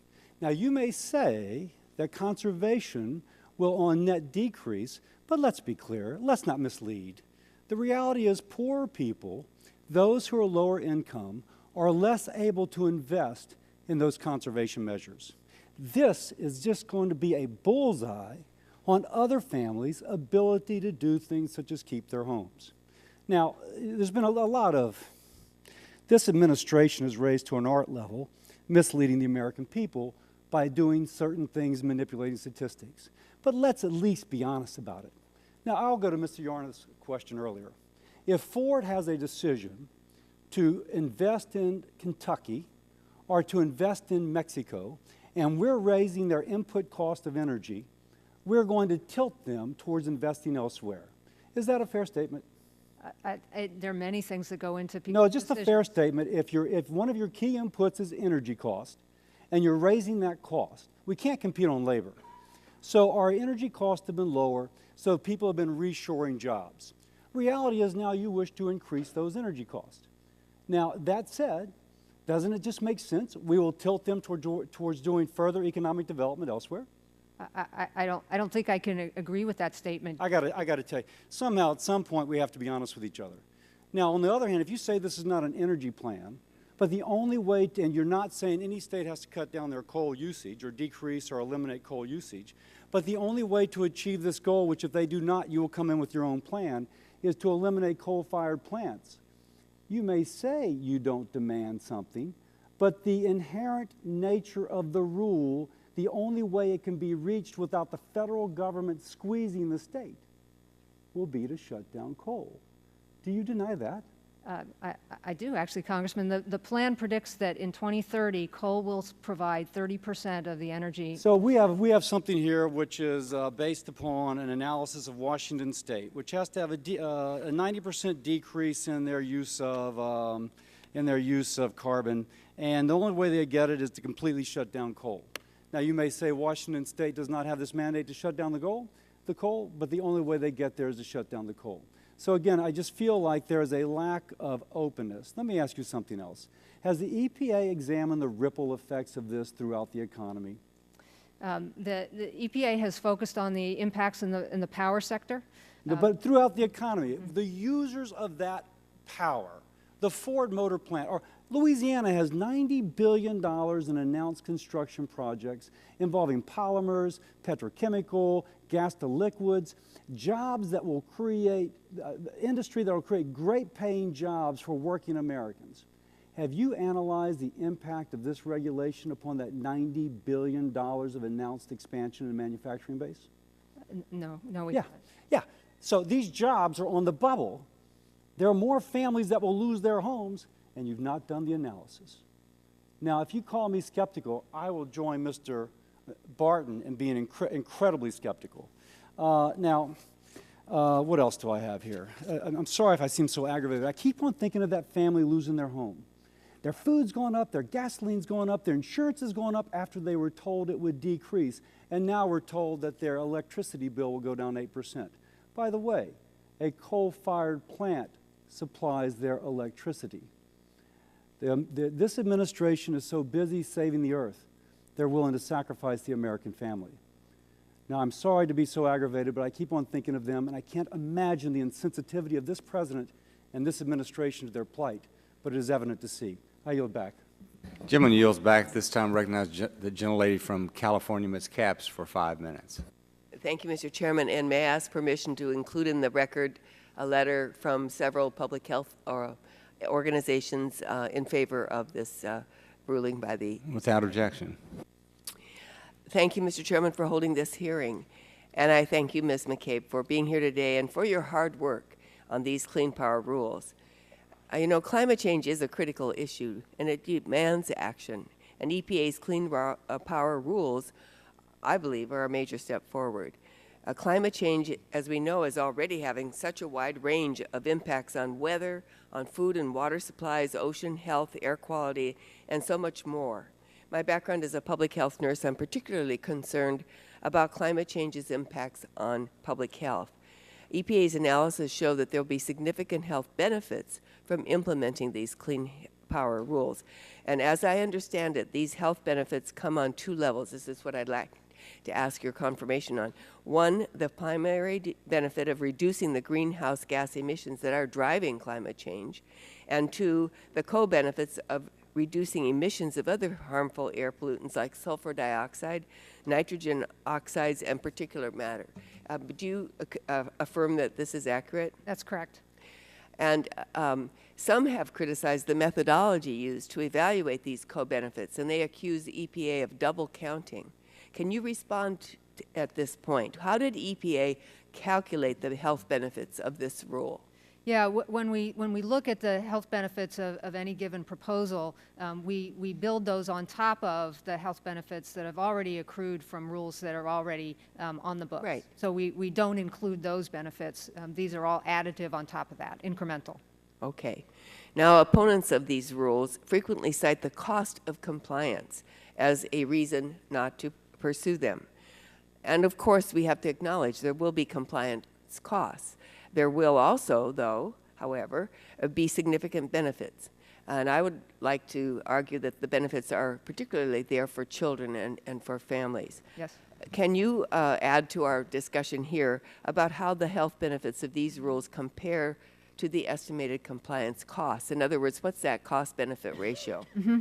Yeah. So and again, the costs that will be incurred by the rule ultimately will be decided by how the states choose to go forward with their plans. But in our assessment, we estimate a $7 to $9 billion cost compared to up to a $90 billion health benefits, and in particular with respect to the health co-benefits, each dollar spent on the rule will generate $7 in health benefits. And I should note, in response to that, and in partial response to the previous question, that state programs that will be used to implement these, many of them build in assistance to low-income ratepayers. And again, those are the citizens and the families that are most at risk and most vulnerable to the health impacts that we see from air pollution and from climate change. Okay. It is clear that these clean power rules will have some significant benefits for the American people. I believe they deserve our support. I hope we can find a way to work together to get these rules implemented as soon as possible. I'm, for one, really don't believe we can afford to wait any longer. You know, there are states like California, where I'm from, that have seen some great economic benefits from renewables and energy efficiencies. As these are implemented, there are cost savings just in putting people to work on efficiencies and on developing new resources for renewables. Can you outline, there's a minute left, if you would like to use it to outline some of the economic benefits as these could offset the costs of changeover? Yeah, so California clearly has been a leader on renewables and investment in energy efficiency, and these create good jobs that are localized, jobs machining equipment, installing insulation, weatherizing homes, whether it's existing homes or new construction. So these are jobs that happen in our communities and result from these sorts of programs. Thank you. Just in the quarter of a minute that I have left, you remind me of some programs that went into effect with some of our low-skilled workforce during the recession to get them to weatherize and put in efficiency opportunities for some of our low-income housing, reducing energy costs for the occupants of the housing, putting people to work, learning some new skills that could continue. And this is, frankly, an ongoing process that as technology advances, will never slow down or stop. And thank you for your answers, and thank you, Mr. Chairman. I yield back. This time I recognize the gentleman from Nebraska, Mr. Terry, for 5 minutes. Thank you, Mr. Chairman. I appreciate that. And I'm humored by the argument that this is not a mandate. I mean, if the federal agency said, I live in Omaha, but I have to make it to Lincoln at a certain time, and I can only take 45 minutes to get there, that's a mandate. Even if you let me up to my own imagination of how I would get there, it's still a mandate. And so it's interesting that we can play word games, but it's still a mandate, and it will have cost. We are a state that is 72% reliant on coal. We're a state where you take 6 to 7 hours at 75 miles an hour to get across. So some of this doesn't make a lot of sense, but I have reached out to our major public power entities. We're in all public power states, so Omaha Public Power, Nebraska Public Power, as well as NDEQ, NPA, our National Power Association, and some of our rurals. They're all working together. That's the good news. Bad news is they're completely panicked in how to actually do the plan and how to actually meet the 26% mandated reduction because we are 72% reliant upon coal. In reaching out to them, they're frustrated in the lack of direction. What they see is conflicting information from the EPA on how to move forward. But one of the areas that they would like to have nailed down is the percentages for reductions are based on, is it 2012 numbers or 2005 numbers? Where we looked to start to see where states were was the data, most recent data, which is 2012. So that's the baseline is 2012. Why would they get confused about 2005? There isn't really a baseline, but 2012 is How is there no baseline? Is the starting carbon intensity. The reason that people are confused about 2005 is because 2005 is a year that, that people have been using a lot to talk about our progress towards reducing greenhouse gases. And so in describing the impacts of the rule, EPA has compared the reductions that will be achieved in 2030 to that 2005 number. But the starting point for this rule is 2012. Bottom line then, just like you finished, 2012 is the date that the state of Nebraska has to use to calculate how the 26% reduction on, correct? That's the date that we used to calculate their goal that they need to meet in 2030. So again, if they're using 2012 as their baseline to reduce 26%, they're okay with the EPA? As long as their plan shows that they'll get to the goal that is set forth in the rule. For 26%? For 2030. By 2030? And if that's 26%, I don't know the Nebraska That's the target. stated reduction Yeah. that was told to the state of Nebraska. Yeah.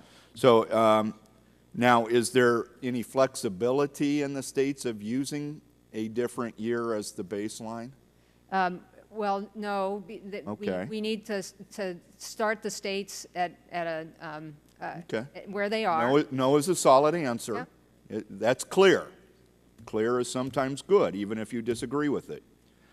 Now, if states include a renewable portfolio standard in their state implementation, does that make it a federally enforceable mandate?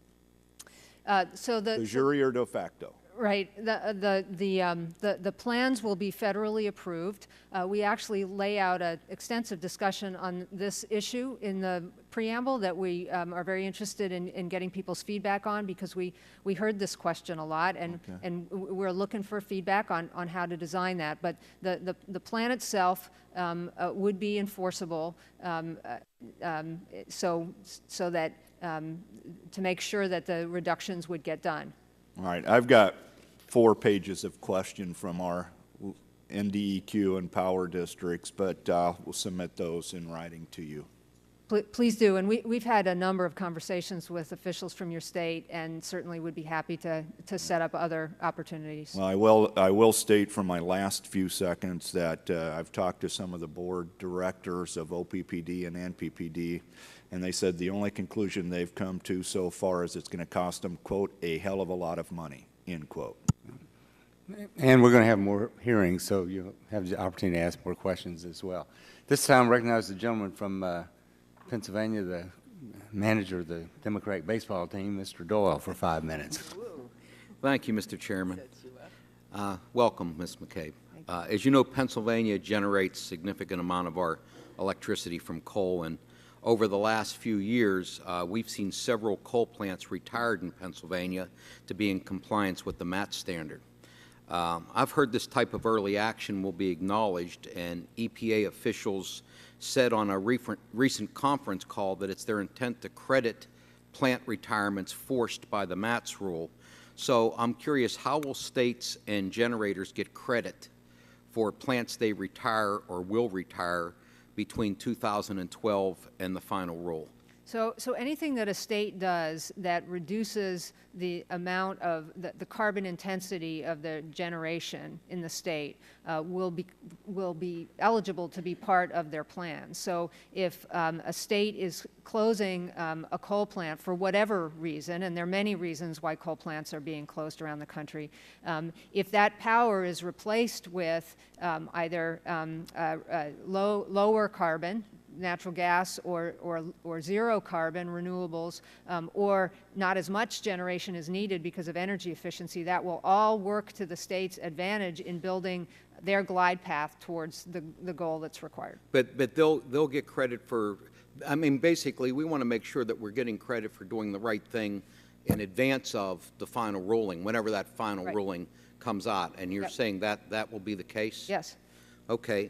Can you talk specifically about some of the opportunities my state might have to reduce carbon pollution from our power sector? I mean, do you anticipate that coal will continue to be a big part of our power mix going forward? I do expect, and in fact, we show across the country that coal will continue to be about a 30% share of production. And although I don't have the Pennsylvania figures in front of me right now, a coal-intensive state like Pennsylvania, we presume, would continue to have a significant amount of its power generated from coal. And the targets that we calculated, in fact, very much took that existing energy mix into account. And we think that Pennsylvania, like other coal-intensive states, has things that they can do, and the target was designed to capture the things that Pennsylvania can reasonably do. Mm-hmm.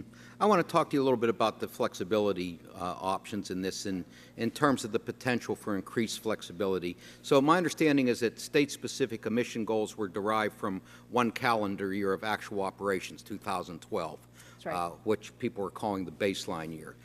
You know, in the past rules, an average of several years were used in order to smooth out any anomalies. Mm-hmm. And it seems that a one-year snapshot might yield an inaccurate starting point, especially if a state had several plants on extended outages, for example, mm-hmm. Or some anomalies existed in 2012 that didn't exist in other years. Would the EPA be willing to consider more flexibility of sorts, like averaging a few years, to establish a more accurate starting point or baseline? Yeah, I know we'll get comment on that issue, and it's something we certainly would consider and talk with states about. And finally, let me ask you about nuclear, too. Several nuclear generating stations have closed recently, and it's common knowledge that others are on the bubble. And I realize the main culprit's market conditions, but market rules in a competitive market rules in competitive markets disadvantage baseload power, including nuclear. Can we meet the greenhouse gas rules goals if more nuclear plants close? And since most nuclear plants operate in competitive deregulated markets, did you consider this in your analysis? So the nuclear question is an interesting and a complicated one, and we did recognize what you've just reflected going on in the market with respect to nuclear plants. So we actually have tried to send some signals in the proposal to encourage the retention of that nuclear generation that, as you say, is kind of on the bubble. So we definitely would like to work with states to see how the plan can help encourage the continued operation of those zero-emitting carbon sources. And finally, let me ask you about reliability, too. I mean, one of the most important duties that state regulators have is to maintain a reliable electric system, and that's vital to our economy, obviously. How does the EPA's proposal ensure that states can achieve carbon pollution reductions while maintaining reliability? Yeah, it's a very, very good question, and one that was paramount in our minds as we worked through the proposal, and also as we consulted with FERC and DOE and other agencies that have this as a chief responsibility. So there are a couple of things that we think make it clear that reliability will not be threatened. One is the length of time for implementation here. There's a long period of time for people to plan, and the utility sector, this is what they do. They know how to do this, and if you give them enough time, they can plan accordingly. The flexibility in the plan, the fact that no particular plant is required to meet any particular emission rate over any particular time period is another way in which reliability will be protected because states have the flexibility to plan their resources accordingly. And the fact that we have annual averaging periods and longer averaging periods, again, provides a lot of flexibility. If somebody needs to bring a plant up to deal with a short-term issue, an annual average allows them to do that without compromising their compliance with their own plan. Thank you. Thank you, Mr. Chairman. This time I recognize the gentleman from Texas, Mr. Olson, for 5 minutes. I thank the chair. Ms. McCabe, I hope you have the same concerns I hear back home about President Obama's announcement of new regulations for coal power, carbon regulations. There's a common theme back home. Why does the EPA that works for me wants to kill my job? Why does that same EPA that works for me want to hurt my family? Those questions can't be answered here. They'll be answered in November. I do have a few questions you can answer today. The first few follow the example of Chairman Emeritus Stingle. They require a yes or no answer. Question 1. EPA added a grid safety valve in the 2012 Mercury rule. It was a way to slow implementation if reliability is threatened. Now America's impartial grid operators, including the ones that keeps the lights on at your headquarters, have asked your staff about a similar valve here. My question is, will you commit to including a reliability valve in the final carbon rule? Yes or no? I can't commit to anything in the final rule. We haven't even gotten the public comments yet, but it's something we'll certainly consider if people. It's important, ma'am. We'll follow up later on this. Second question is, EPA is justifying these new rules to the public with up to $90 billion in, quote, climate and health benefits, unquote. Health benefits is an important phrase. According to EPA's impact analysis, the vast majority of this rule's benefits come from cutting traditional pollution, not carbon, mostly microscopic dust, PM. We already regulate PM. In fact, you are just now starting to implement a brand new ambient air quality standard. My question again, yes or no, is do EPA's national ambient air quality standards fully protect human health with, quote, an adequate margin of safety, unquote? Yes or no? Yes, they do. That's what I thought. That complies with the law. The second question, in the entire country, we have to comply with the existing PM 2.5 standard in the coming years. Yes or no? I'm sorry. The entire country, all of America, will have to comply with the existing 2.5 PM standards in the coming years. Yes or no? That's the air quality standard that states need to meet, yes. Yes, ma'am. Many parts of the country already meet the new PM rule. Is that correct? Yes or no? Yes. Okay. That begs the question. Your scientists have just approved a rule designed to push us to perfectly safe levels of PM. Existing rules will protect America's health, and then some.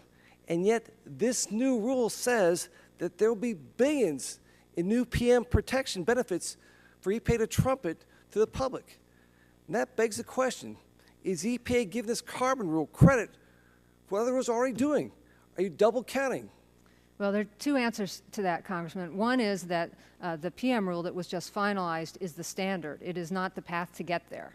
And so states will need to implement measures in order to reduce PM to meet that standard. And this proposed plan would be one way for them to do that. So, it could be a critical element of a state's PM compliance plan. The second answer to your question, Congressman, is that the scientists show that there are health benefits from reductions of PM even below the standard. We set the standards to protect from a public health perspective at the national level, but there continue to be health benefits, real health benefits that are experienced by people when those particle pollution levels go down. And so it is appropriate, in our view, to reflect the benefits that will accrue from those further reductions. I have a memo here that you put out in December 2012 and January of 2013, a fact sheet on the PM standard. I want you to square your comments with this language. It says, and this is your document, emission reductions from EPA and states' rules already on the books will help 99% of counties with monitors meet the revised PM 2.5 standards without additional emission reductions. You're already there. Why the new standards? You've said it. You're there. Well, these standards are not driven by PM reductions. These standards are driven in order to reduce carbon, which is a climate change pollutant causing significant health and welfare and economic impacts in this country. The benefits that we reflected in terms of PM are additional health benefits that will be achieved as a result of implementing this carbon pollution rule, but will be real health benefits that Americans will experience. Gentleman's time has expired. This time, recognize the gentlelady from California, Ms. Matsui, for 5 minutes. Thank you, Mr. Chairman, and thank you for having this hearing today. Ms. McCabe, I want to applaud the administration and EPA for the release of this critically important proposed rule to cut carbon emissions from existing plants. Now, we already set limits for other air pollutants, but we let power plants release as much carbon pollution as they want.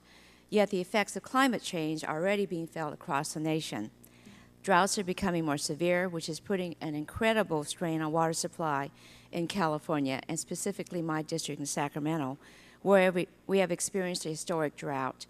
In addition, extreme weather from hurricanes to heat waves is hitting communities across the country. We can't wait any longer. We have to do something. In California, as you know, we've made great strides with a cap-and-trade program, energy efficiency programs, and renewable energy portfolio standards. Nationally, we've already made progress by moving to cleaner sources of energy and improving the energy efficiency of our cars, trucks, and buildings. Now EPA is setting carbon standards for power plants to protect public health and welfare, and I support these efforts in making our communities and planet a cleaner and safer place. Now, my state has a lot of companies who have invested in other states. How will EPA determine who gets credit towards compliance when one state or company has invested in renewable energy and clean energy production in other states? I know that EPA has asked for comment, but we're hoping that the EPA encourages a fair way of assigning credit. Yeah, we look forward to the public comment on this and to discussions with people. Basically, we start from the perspective of states being responsible for the carbon emissions in their states. But we recognize that there are programs like renewable energy programs where systems are set up so that states or companies will invest in renewable resources that are outside state boundaries. So the proposal does contemplate letting those states take account of those investments as part of their plan. So does California get credit then for energy efficiency programs that deal with imported electricity? The energy efficiency, a little bit different from renewable energy. So we're focused there in the proposal on energy efficiency that takes place in the state, that reflects reductions in use in that state. Okay. But again, I'm sure we'll get lots of comment on this issue because it's a complicated one, and you want to make sure that both you're not double counting, but that also that all energy efficiency is being counted somewhere in the right place. Absolutely. Now, will the EPA have ongoing oversight of state plans or multi-state plans? Like we do throughout the Clean Air Act, we will provide oversight to the state implementation of approval and implementation of plans as we normally do with state implementation plans for other pollutants. Now, California will have to convert EPA's rate-based standard to a mass-based standard due to programs it has in place. Will this conversion affect its reduction target? It should work out to be just exactly the same. That's the whole point. And we have a technical support document that walks states and others through how you would do that conversion. Okay. Now, with California get credit towards compliance for its new Pacific Coast Collaborative with Oregon, Washington, and British Columbia, the leaders of all 4 jurisdictions have agreed to account for the cost of carbon pollution and that, where appropriate and feasible, link programs to create consistency and predictability across the region of 53 million people. Yeah, so if states choose to join with other states in a plan, they would be able to pool their resources and pool their targets and be able to put in a joint plan that we could review and approve that provides a lot more flexibility. Those can be very attractive arrangements. Okay, great. Now, did EPA find any parts of the country that don't have the potential to boost their use of cleaner energy? No, every state has many opportunities. Okay. If a state does not comply or create a plan, can it affect a neighboring state's reduction target? No, I don't believe so. Each state is responsible for its own target. And as I said, if they go in on a joint plan with others, then we would look at that as a joint plan. But each state is responsible for itself. Okay. There is an interim reduction goal that must be met by 2020. What happens if a state does not meet the interim standard? Well, actually, the interim standard needs to be met on average over the decade between 2020 and 29. Okay. So they can kind of plan that out. All right. They don't have to have a straight trajectory. They can, there's some states, for example, that know they're going to have plant closures later in the decade, so they can do less in the first part. So each state's plan will lay out what it expects to do over that 2020 to 29 period, and show how it's getting that average. Okay. And then we'll work with the states to help them along the way. Great. Well, thank you, Ms. McCabe. I yield back. Gentlelady's time has expired. At this time, I recognize the gentleman from Kansas, Mr. Pompeo, for 5 minutes. Thank you, Mr. Chairman. I want to follow up on a question from Mr. Whitfield. He asked you for precedent about going beyond the source under 111D, and you cited the Clean Air Mercury Rule. Are there other precedents that EPA has for going beyond regulating existing sources? Well, we actually don't think this is going beyond existing sources, because it is focused on the fossil generation and all. But you gave him an example where Yep. you'd gone beyond the actual source, and you Yep. cited the Clean Air Mercury Rule. Do you have other examples like the Clean Air Mercury Rule? Yes or no? No, the other examples are industry-specific, like this one is.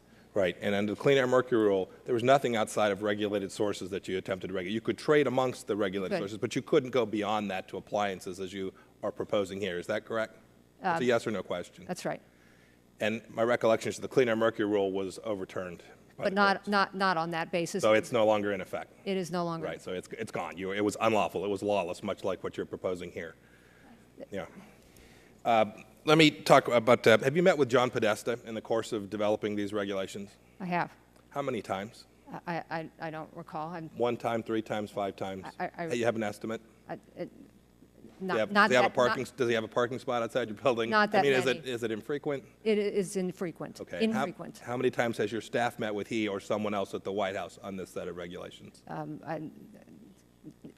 Not to my knowledge, or infrequently. And Ms. McCarthy, has she met with Mr. Podesta as well on this set of regulations? I expect that she has. Can you get me the information about the frequency of those meetings, the location of the meetings, and the subject matter of those meetings? I will take that back. No, that's not the question. The question is, can you get me the information? I know. I will take the question back. Great. I mean, this is about politics, right? That's why Mr. Podesta is over at EPA working on this. This isn't about law. We've talked about that. It's about politics. It's also not about science, and I want to turn to science now. I talked with Ms. McCarthy about this. I want to make sure nothing's changed in your view. So you have now 30 indicators. You've gone from 26 to 30 indicators on your website about how you measure impact of what you all call climate change today.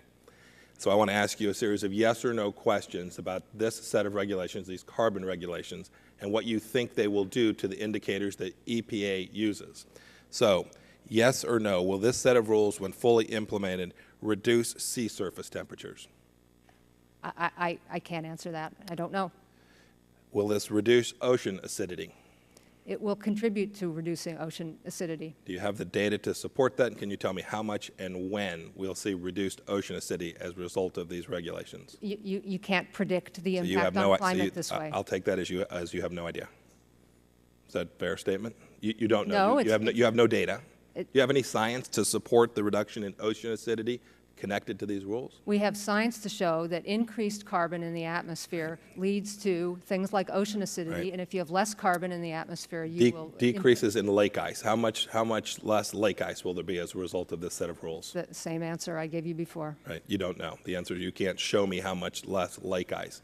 I'd just like to see the data. If you're proposing a set of rules and you have indicators, it would seem reasonable for the citizens of America to demand that you say, hey, we think this is the impact, and so this is what you're going to get in exchange for all the costs that we've all talked about this morning. This is what you're going to get. You're going to get this much less or this much more of something that's really good. But that's not the way climate science works. Right. Yeah. Science used loosely. Have you met with FERC in connection with electrical reliability and talked to them about the impact? Yes. And tell me about those discussions. Were there memos or there written materials where FERC provided you information about what they thought the impact of these rules would be on electricity reliability? So I and my staff have consulted with staff at FERC. They are part of the interagency review process that we always go through. And so they have given us their input on electric reliability. And do you have when you say their input, is there a memo? Do you have a document? I or did don't. they just pass? Did you just pass in the hallway and talk? There's got to be a written. document? I don't believe there are written documents, but it was more than passing in the hallway. So We had discussions with There were just discussions about something as critical as electrical liability. We have such a radical rule, and you didn't ask them to put anything in writing, or you didn't demand, say, hey, tell us what you think in a formal scientific manner. You just said, hey, let's sit at a table and talk about it? We had substantive discussions with them. Mr. Chairman, I yield back. Gentleman yields back. This time I recognize the gentleman from New York, Mr. Tonko, for 5 minutes. Thank you, Mr. Chair, and Administrator McCabe, welcome. And thank you for your work on EPA's Clean Power Plan. The President and EPA are doing exactly the right thing by placing limits on the amount of carbon pollution that can be emitted from power plants. Climate change is a serious threat, as we all know, and we cannot address it without addressing the biggest source of carbon pollution in the United States. In the 2 weeks since the release of EPA's proposed rule, we've heard a lot of attacks on the Clean Power Plan. So I want to give you a chance, Administrator, to clear up some of these misunderstandings. One of the claims is that no one goes to the hospital for breathing in carbon pollution, so there can't be any real public health benefits from limiting carbon pollution. Could you please explain how this rule will help protect the public health from the effects of both conventional air pollution and carbon pollution? Yes, thank you. People do go to the hospital for breathing issues and for other ailments that are caused or exacerbated by air pollution.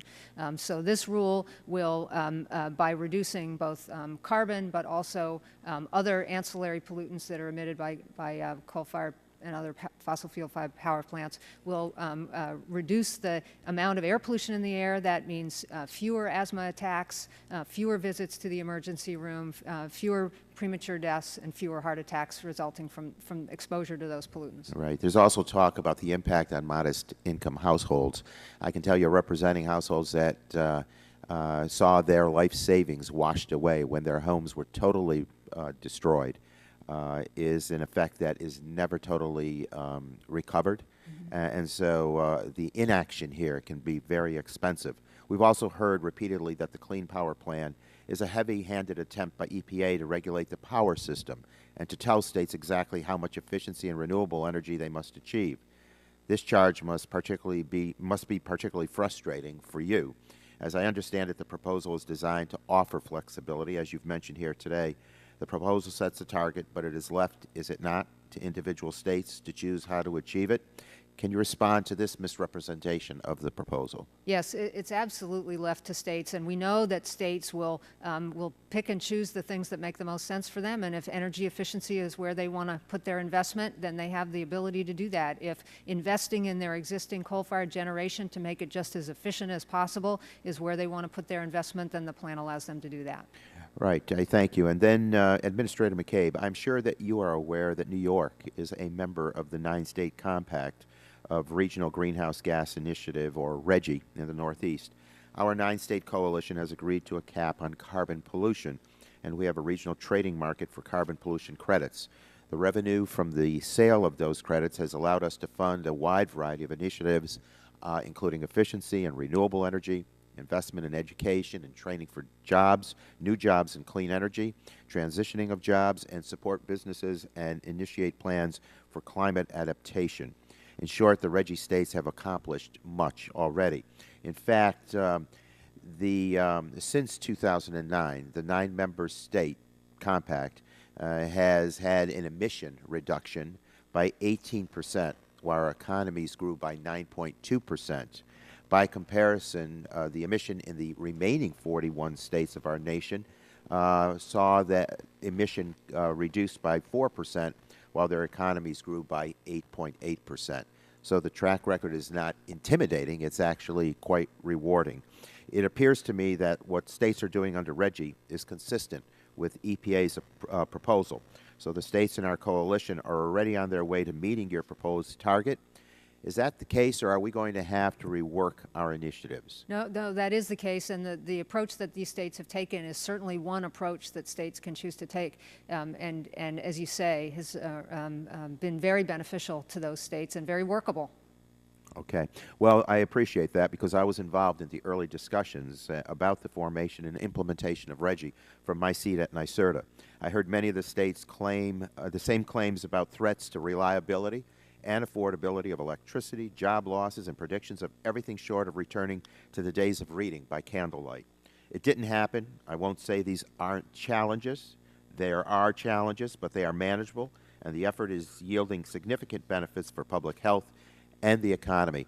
Ms. McCabe, opponents of action to address climate change say that requiring coal-fired power plants to control their carbon pollution is a part of a war on coal.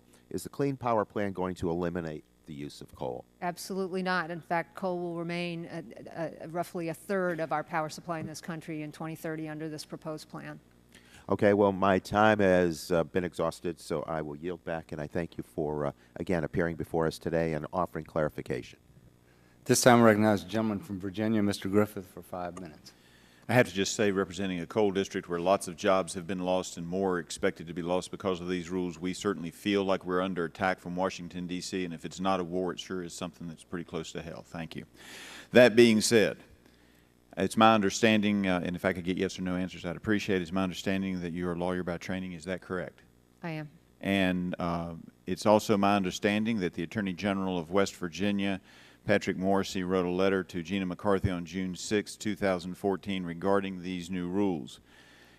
In there, I understand the EPA agrees in its technical documents filed with this proposal that under the plain reading of the statutory language of Section 111D found in the U.S. Code, EPA has no legal authority to regulate CO2 emissions from power plants under Section 111D. In particular, Section 111D of the U.S. Code provides that if the EPA is already regulating a source under Section 112 of the Clean Air Act, the EPA cannot also establish standards under Section 111D for those same sources. Isn't it true that in 2012, EPA started regulating power plants under Section 112 under its mercury and air toxics rule? Yes or no? We did issue a regulation under Section 112. Under Section 112. So under the plain reading of the U.S. Code, and by the way, a plain reading of the legislation reported from this committee and the substantive provisions of law enacted by the House and Senate, this decision by the EPA foreclosed, the decision to regulate under 112 foreclosed the agency's ability to regulate greenhouse gases under Section 111. Isn't that correct? That is not correct. And you base that upon the your new understanding that the EPA takes the position that they don't read the provisions of the U.S. Code literally because there was a technical conforming amendment included in the 1990 Clean Air Act amendments that you all assert, you the EPA assert, creates ambiguity in what is the law or about what the law is. Is that your position, ma'am? This is not a new interpretation. This is the interpretation that the agency took in 2005, also in the Clean Air Mercury Rule, that reading of the statute. And does do any of the following still work for the EPA? Carol Holmes, Harold J. Hoffman, or Wendy L. Blake? Yes, some of them. So then the court in its ruling made an error when it said that your position was the opposite of what you have just said. I read from the opinion that you referenced, that would be New Jersey versus EPA 2008 opinion, for all the lawyers listening in, 517 F 3rd 574, quote, this requires vacation of cameras regulations for both new and existing EGUs. EPA promulgated the camera regulations for existing EGUs under Section 111D, but under EPA's own interpretation of the section, it cannot be used to regulate sources listed under Section 112. EPA thus concedes that if EGUs remain listed under Section 112 as we hold, then the camera regulations for existing sources must fall. EPA promulgated the camera regulations for new sources under Section 111B on the basis that there would be no Section 112 regulation of the EGU emissions and that new source performance standards would be accompanied by a national emissions cap and voluntary cap and trade program, end quote, from the opinion that you just said where your people argued the opposite. The court seemed to think they argued what I think, and that is you don't have authority if you've regulated greenhouse gases under 112. You don't have the authority, not greenhouse gases, but regulated the existing coal-fired power plants. You don't have the authority under 111. How do you reconcile those two? Your thought that this was your position before, and now finding that your lawyers had previously argued the opposite, at least if the court is not mistaken, and I note that the case was appealed on other grounds, but the cert was not granted. The camera decision was based on a completely different basis, the decision to vacate the rule. I understand that, but you just stated here today that this was not a new position for the EPA because of this case. This case says the opposite. How do you reconcile that? I'm not intimately familiar with the court decision that you're reading. We'll be happy to respond to this question. I'm sure we will. I appreciate that. Let's just talk about good basic lawyering then. You know what a Scrivener's error is. You've been around the process for a long time. You've gone to law school. You understand that when a bill passes, and this committee does it all the time, when we say at the end, our chairman will say that, you know, closes by saying the staff can make technical conforming amendments. What the EPA is hanging their hat on is a Scrivener's error that was a conforming amendment, and you're saying that a Scrivener's error and a conforming amendment should trump the law of the United States? Really, with your background, your education, I would expect a better argument. Thank you very much, Mr. Chairman. I yield back. The gentleman yields back. At this time, I recognize the gentlelady from Florida, Ms. Castor, for 5 minutes. Thank you very much, Mr. Chairman, and welcome. I think it's very heartening that America is moving forward to tackle the challenges of the changing climate and carbon pollution. We are already making great progress when it comes to the cars we drive and fuel efficiency. We have reduced emissions substantially and put money back into the pockets of American families, and that's been very positive. Then look at what has happened with the appliances in our homes. They're more efficient than ever, and we can do even better. The building codes are better. New technology is out there, so you can control with your smartphone what's going on in your own home and save money that way.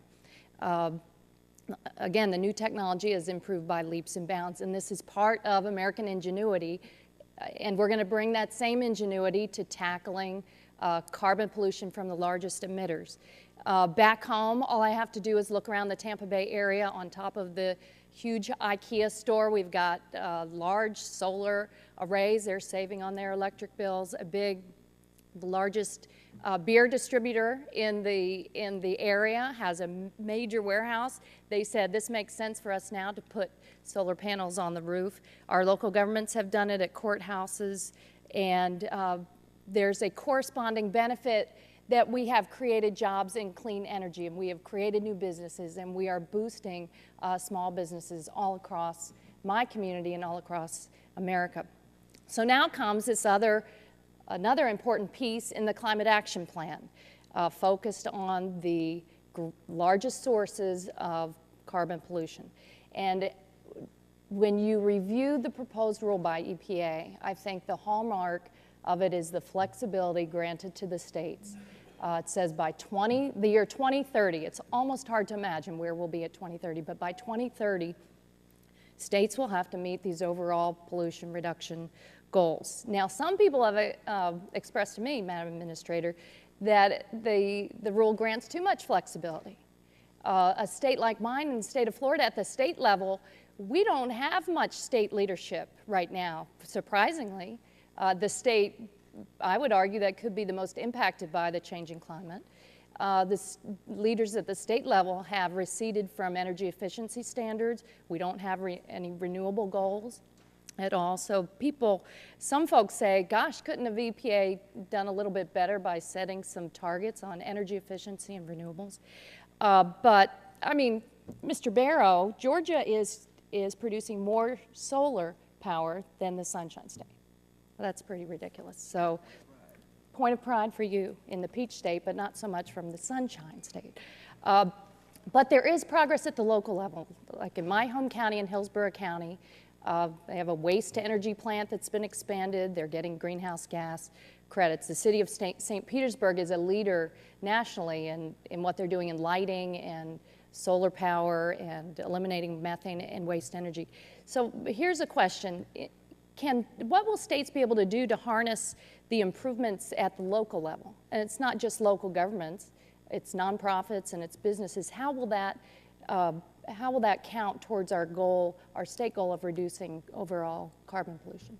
This is a great point. I think there's something like 1,000 mayors across the country that have pledged to address carbon emissions in their cities, and it's just so encouraging and so positive. And the way these programs will fit into a state's plan is that any measure that helps the state reduce the amount of energy it needs to produce from its high carbon sources will be able to be counted in the state's progress towards their goals. So all these local programs, weatherization programs, building efficiency programs, they all will be able to count. But you have to have a state organization that will be able to bring all of that data together, isn't that right? Well, the state the state government is responsible for the plan under the Clean Air Act, as they always are, and they know how to do these things. And so we're working with the state agencies. They're definitely thinking about how they will do this and asking lots of questions. And I think they have the opportunity to work with their mayors and their utilities and their local businesses and utilities to make sure they know what's going on and build. So it's really a call to action to everyone. We all have a responsibility to do this, and I think there is a great potential for cost savings for consumers. It's interesting that you've identified a potential for reduced electric bills because of energy efficiency. If you conserve, you save money, but one of the problems is the state incentives do not encourage energy efficiency and conservation. Hopefully we can do better there, don't you think? We think states will find that energy efficiency is a very positive program for them to invest in, as some other states that are further along that path have found. Thank you very much. This time I recognize the gentleman from Texas, Mr. Burgess, for 5 minutes. Thank you, Mr. Chairman. I appreciate you having the hearing. I appreciate our witness being here so long with us this morning and your forbearance through our questions. I want to go back. I think it was Mr. Barton or maybe it was Mr. Shimkus who asked a question to which you responded that there would be an 8% reduction in electricity prices in Texas. Did I hear that correctly? Electricity bills. We predict that electricity bills will go down. This is a national average. Can you provide us with the formula and the data that you put into the formula to come up with that answer? Sure, that's all laid out in our regulatory impact assessment and the attachments in the record, so we'll be happy to point you to where that is. You also say in your opening statement that we'll avoid 100,000 asthma attacks under these rules. Can you tell us, since the passage of the Clean Air Act, and I wasn't here then, I mean, that was before the earth cooled the first time, it's been so long ago, but how many asthma attacks have been prevented under the Clean Air Act? I don't know that figure, but we'll be glad to get you some more information on that. Does this figure of 100,000 include those asthma attacks that would have been avoided simply because of the passage of the Clean Air Act? These are the health benefits that we predict from this rule are associated with the pollution reductions that are required by this proposal. Well, now you say pollution reductions, but of course this all was predicated on the endangerment finding for carbon dioxide, and now carbon dioxide has become the regulated pollutant. Is that correct? That is correct. So is regulation or reduction of carbon dioxide in the atmosphere going to result in 100,000 fewer asthma attacks? The asthma attacks that we associate with this rule in our analysis are due to reductions in other pollutants that will happen as the carbon is also reduced. Can you provide us with the journals that back up the 100,000 figure as well as the reductions that you're asserting? We'll be happy to point you to where in the record we lay out our expectations on the benefit. I'm really not interested. What I really would like to see are there publications in refereed journals that will attest to this fact. The ones that I have been able to find really are rather nebulous about the finding that reduction of carbon dioxide means a lower number of asthma attacks. We'll be glad to follow up with you. And in no plan, I mean, I brought my Harrison's Principles of Internal Medicine with me this morning, just in case we wanted to look at it. I don't see carbon dioxide listed as a trigger for inciting reactive airway disease. So let me clarify, because I think I didn't quite see where you were going. So there are certain air pollutants that are very clearly associated with exacerbation of asthma attacks. The impacts that we're seeing from climate change also can create conditions in which asthma can be exacerbated. So may I stop you there for just a moment? Because you seem to conflate climate change with carbon dioxide. My understanding of the purpose of this rule was because of an endangerment finding from carbon dioxide, and the asthma reductions that you're asserting in your testimony this morning are as a result of reductions in carbon dioxide. No, that's not correct. So let me be really clear. The endangerment finding found that emissions of greenhouse gases, including carbon dioxide, created adverse impacts to public health and welfare. And that is through a variety of impacts that a changing climate has. Increasing heat, increasing and again, I'm going to stop you because of time considerations, but those are relatively nebulous. And when I review the literature, I don't see this is a fairly assertive statement that you've made for the record here in your opening statement, and I don't see the data to back that up. And I would just ask that you be careful about the language, because the language, I think I see why that language is being used, but I don't think it's fair to use that. And I think, we're oftentimes accused of using fear to motivate people to be against some of these principles, but here I believe you're using fear. I mean, who wants more asthma attacks? No one. But your assertion that asthma will be reduced by 100,000 because of reductions of carbon dioxide in the rule that you promulgated as a result of a court opinion, I'm sorry, it just doesn't follow.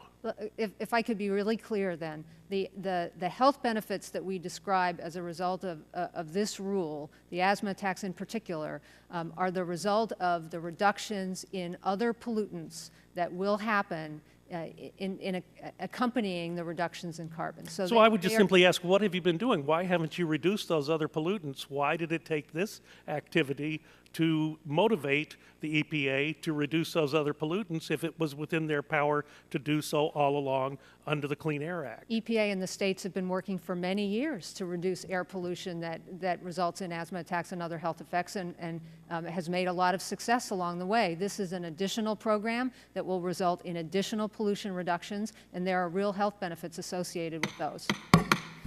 Gentleman's time has expired. Mr. Chairman, I have some additional questions. I will submit those for the Absolutely. record. I appreciate your indulgence. Yeah, we do have some other questions, and we're going to have some more hearings. This time, I recognize the gentleman from Georgia, Mr. Barrow, for 5 minutes. Thank you, Mr. Chairman. Thank you, Ms. McKay, for being here. I'm sort of in a lonely place in this committee. Sometimes I think a lonely place is the only honest place to be in this town, but you be the judge. I accept the scientific evidence for climate change. I accept the scientific evidence and the common sense that tells me if you take all the carbon that God put down in the ground and belch it in the air, we're going to have an impact on climate sooner or later. I accept that. But I reject previous legislative attempts to address this problem, and I don't accept and don't agree with the current administration's efforts to do this by regulation, mainly because I don't think they'll work, but they'll definitely hurt. They don't work, especially whether considered in isolation or when considered against the backdrop of what's taking place in the rest of the world. And so I think we need to take another approach to this basically. And in the debate between those folks who say we need to put mandates out there in the hopes that technology will arrive on time to the rescue, and those who think we ought to invest in technology, I'm firmly in the technology first camp, and I don't think we're doing that with these regulations. But you talk about a number of things that we're doing that some folks are doing someplace, so everybody ought to try and use those tools to try and get where we need to be. You talk about things like making coal plants more efficient. Talk about shifting from coal to natural gas. You talk about more renewables, and you talk about consumer efficiency in a variety of different ways. Nowhere in there did I hear you talking about shifting from coal to nuclear. Of the existing technologies that are on the shelf, nuclear is the only one that can provide significant baseload capacity with zero emissions. My question to you is, does shifting from coal to nuclear count? Should it count? It should, and it does. And Right. we know. In Georgia and in South Carolina, we're the only ratepayers I know of in the nation are making significant investments in shifting from coal to nuclear. In my district at Plant Vogtle, we're adding the 2 next nuclear power generators to come online in this country. Vogtle 3 is going to come online in 2017. Vogtle 4 is going to come on in 2018. How are they going to get counted toward the goals they're going to be held to in 2020 of getting down to 891 pounds per kilowatt hour? So when those megawatts are produced by a nuclear plant with 0 carbon, and they replace megawatts that were produced by a plant that emitted carbon, those will be counted for the state, and they will help it get towards its final goal. So you're telling me in the time between these come online in 2017 and 2018, the reductions that take place then will be counted toward the goal that you set for us of getting 891 as the adjusted average? They will, and with those plants as part of Georgia's base and how they produce their power, that it will help achieve the carbon intensity goal. Absolutely. Well, let's put this in context. In 2005, Georgia utilities were belching about 2,000 pounds per kilowatt hour into the atmosphere. And we've already achieved a 25% reduction in that amount, getting down to about 1,500 as of 2012. So in the 7 years between 2005 and 2012, we've already achieved a 25% reduction. Now, against the President's goal of achieving a 30% reduction from 2005 to 2030, how come we haven't already gotten there? Why are we still being required to cut it from 1,500 down to 891 in 2020 and 834 in 2030? Well, each state is in a different place, and they've made different progress. But what we did in our rule was we looked at these reasonable and existing technologies that people can use, and how much more is reasonably able to be done. My point is, though, we're already achieving a 25% reduction in our shifting from coal to natural gas. One of the tools in the toolbox you say we've got, and we got plans to shift even more from coal to nuclear in 2017 and 2018. We've already achieved 25% of the starting goal of reducing what we're producing in 2005 to 2030 by 30%. We're most of the way there. Why do we have to cut it in half even further? This rule was not set up to achieve a specific goal of reduction. That's not the way it works. It was set up to look at what the available technologies are, and for each state, that results in a different trajectory and a different ultimate goal. But we're utilizing 2 technologies, one you specifically list, and one you haven't listed that we've added to the mix, shifting from coal to nuclear, and we're already most of the way there. Let me put it another way.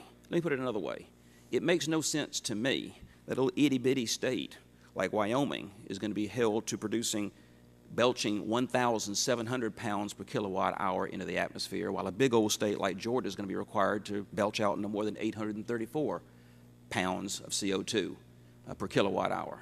Makes even less sense to allow a little itty-bitty state like North Dakota to do 1,783 pounds in 2030, whereas a big old state like Texas has got to do no more than 700 and something. That makes no sense to me in terms of whatever you want to do, whatever the existing technologies are, and that's a problem I've got with this whole approach.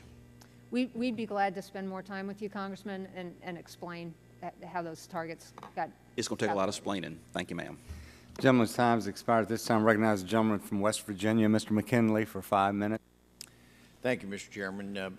I'd like to try to keep this issue in perspective. Maybe we have to get back up to that 30,000-foot level to look at this, because according to the EPA's own website, it says that 82% of all man-made CO2 comes from areas outside the United States. And so to me, it's kind of ludicrous as we have this discussion to think that we're going to we're going to have health benefits to America, and we're going to start reversing the climate change when 82% of those contributing to CO2 are exempt around the world. I can't think of any other way that we're going to make this policy work than by engaging the rest of the world into this discussion. But this experiment that he wants of 30% is just, it doesn't seem to be working. If we go back to the Kyoto Protocol, it called for a 5.2 reduction in CO2 emissions. But by the end of that protocol, the globe had increased by 10%. It just ignored what was being documented. So while we want to experiment, well, this administration wants to experiment by reducing 30%. The International Energy Agency is already predicting that by 2030, the rest of the world is going to be producing 40% more CO2 around the world. While we're experimenting with reduction, the rest of the world is not following our lead. They're going to 40%. Just consider China and India alone. With this chart, you can see that this is what they're going to be doing. Over this time period, China is going to be introducing 557,000 more gigawatts of coal-fired powerhouse. India, 519,000.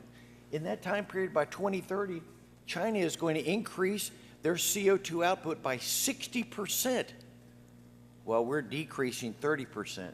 India is going to increase by 50% their CO2 output, while we're decreasing our 30%. This administration just seems to be ignoring that China burns more coal than the rest of the world combined, and no one's following this lead. We seem to be operating in a vacuum. Just recently, the former EPA Administrator Lisa Jackson said, U.S. action alone will not impact world CO2 levels. Do you agree with that? Yes or no? I'll take your word that she said it. Yes, she said that. Just yesterday, former EPA Administrator William Riley said, absent action by China, Brazil, and India, what we do will not suffice.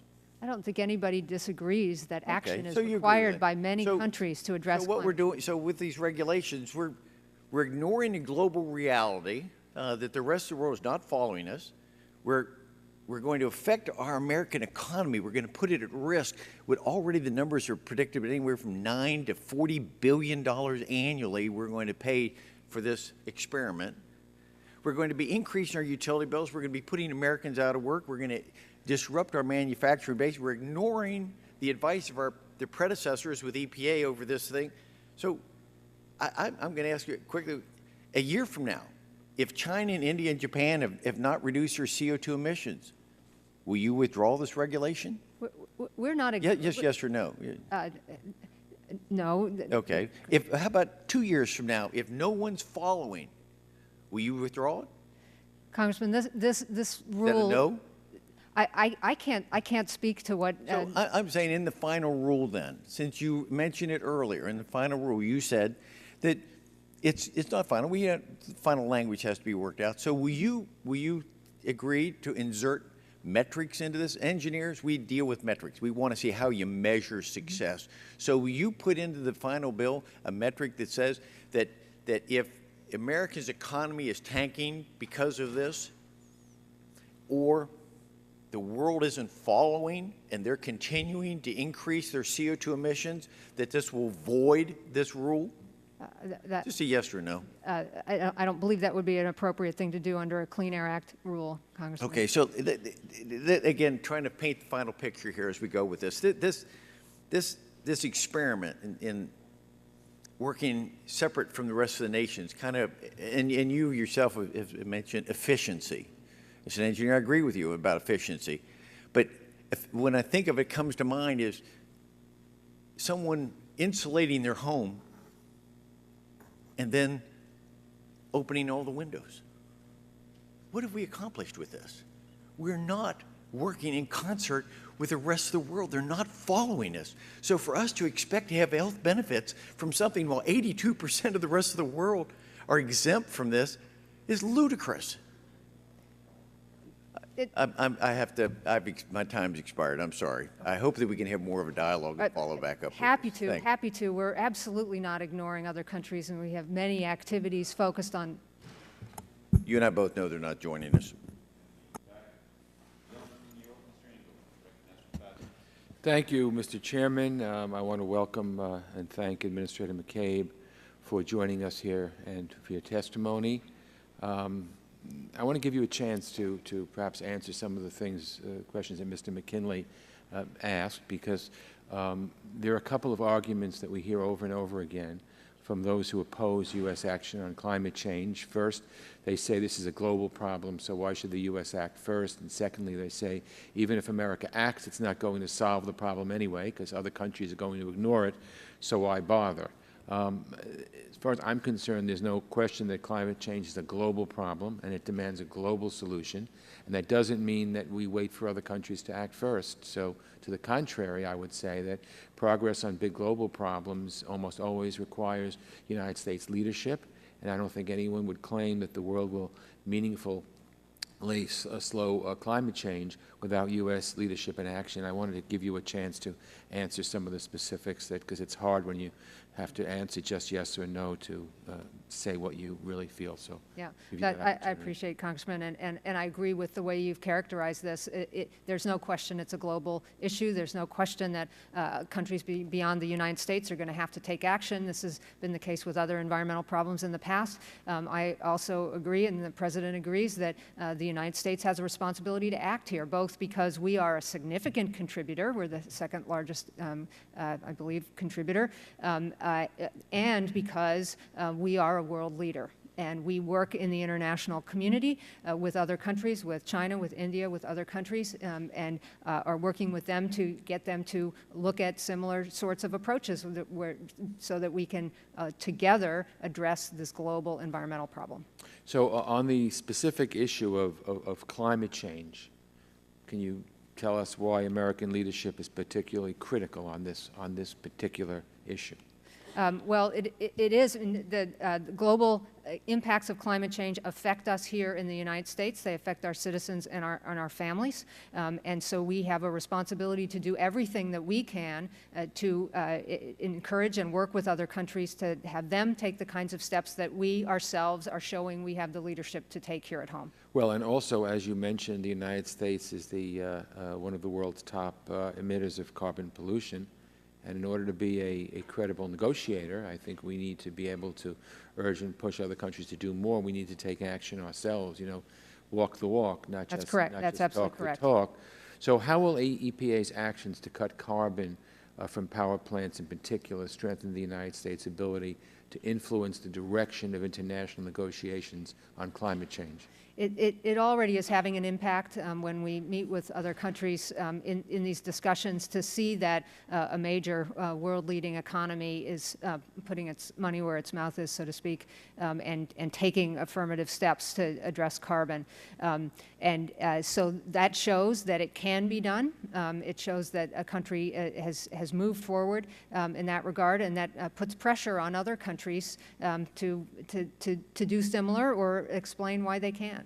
Now, power plants are the largest single source of our emissions and the source of huge emissions worldwide. And so, obviously, to be credible, we need to address power plants. And by doing so, we can help other countries understand that it can be done. I would assume you agree with that statement. I do agree, and by moving forward with our power company, we can be on the forefront of technologies and the types of methodologies that we can then help other countries with, which will benefit our manufacturers and our innovators here at home.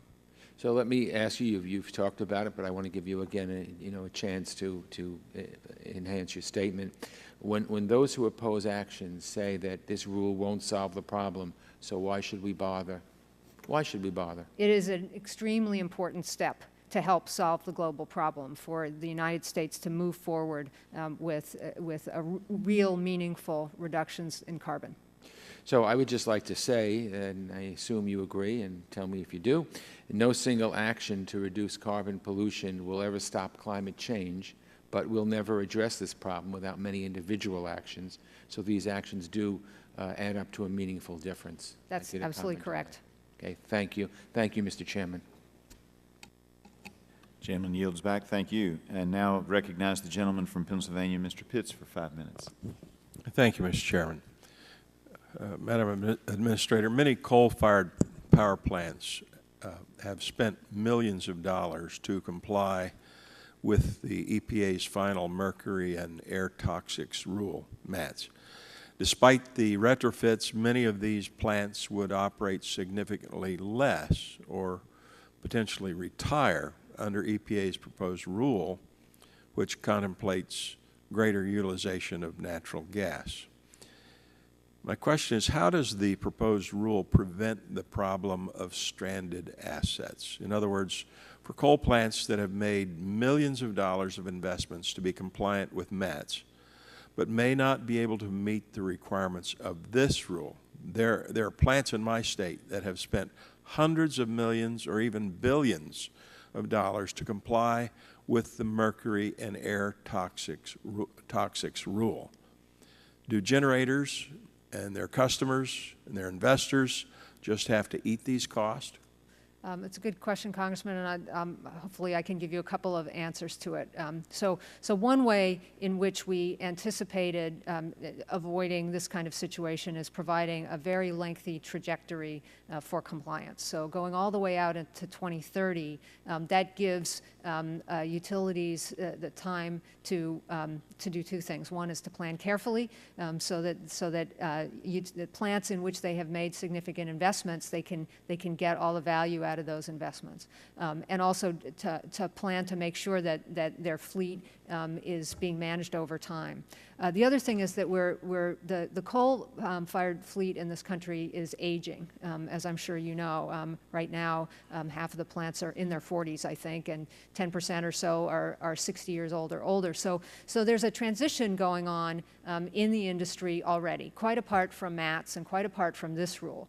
And the flexibility that this rule provides will allow states to focus on, and utilities to focus on, investing in the plants that have a long life ahead of them and make the most sense in order to continue to be key parts of the portfolio, and perhaps not to invest in the oldest plants, the ones where it doesn't make as much sense economically to put investments into them. So that's how this rule helps avoid those kinds of situations, which we agree is a very important thing to do. In your calculations in developing the rule, did you take into account the loss of jobs as a result?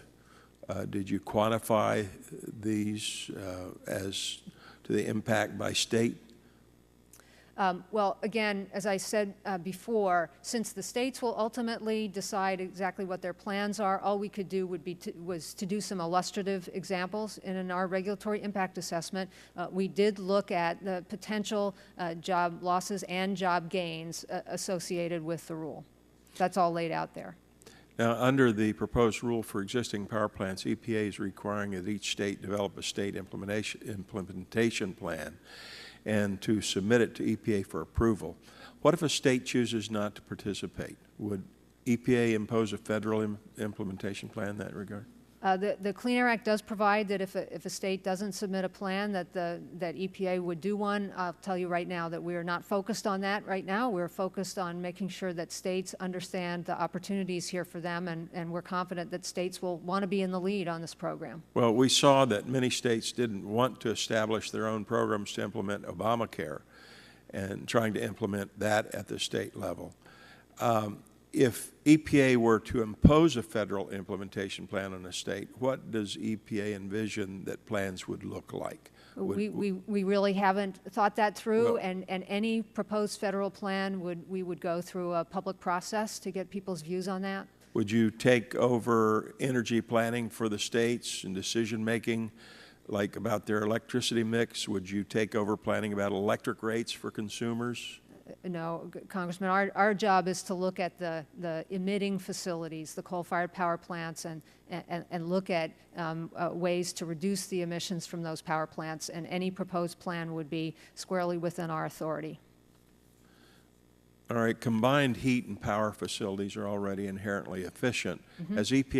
What has EPA done to prevent those facilities from being swept into the 111D rule? Will you take measures to ensure that those facilities are not adversely impacted by this proposal? Actually, combined heat and power is a very efficient way of generating electricity, so those kinds of facilities will be very helpful to states in putting their plans together. My time's expired. Thank you, Mr. Chairman. Gentleman yielded back. We now recognize the gentleman from Illinois, Mr. Kinzinger, for 5 minutes.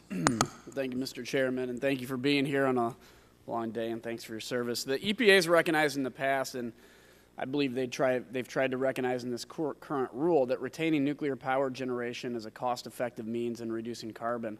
And I appreciate that. As we unfortunately witnessed in Wisconsin, 8 years of carbon emission reductions brought about by the construction of renewable energy were wiped out with the closure of a single small nuclear reactor. I believe it's important to talk about this given the fact that nuclear is the only baseload power supply that runs around the clock without producing carbon. Understanding the current outlook on the nuclear industry, I have some concerns with the direction our regulatory agencies have been taking in regards to allowing them to operate, and would like to ask you a few questions on the EPA's outlook for nuclear power going forward. In past models of climate change compiled by your agency, major questions surrounding the degree to which nuclear power is technically, politically, and socially feasible have been raised. Does the EPA still consider these to be a major area of uncertainty?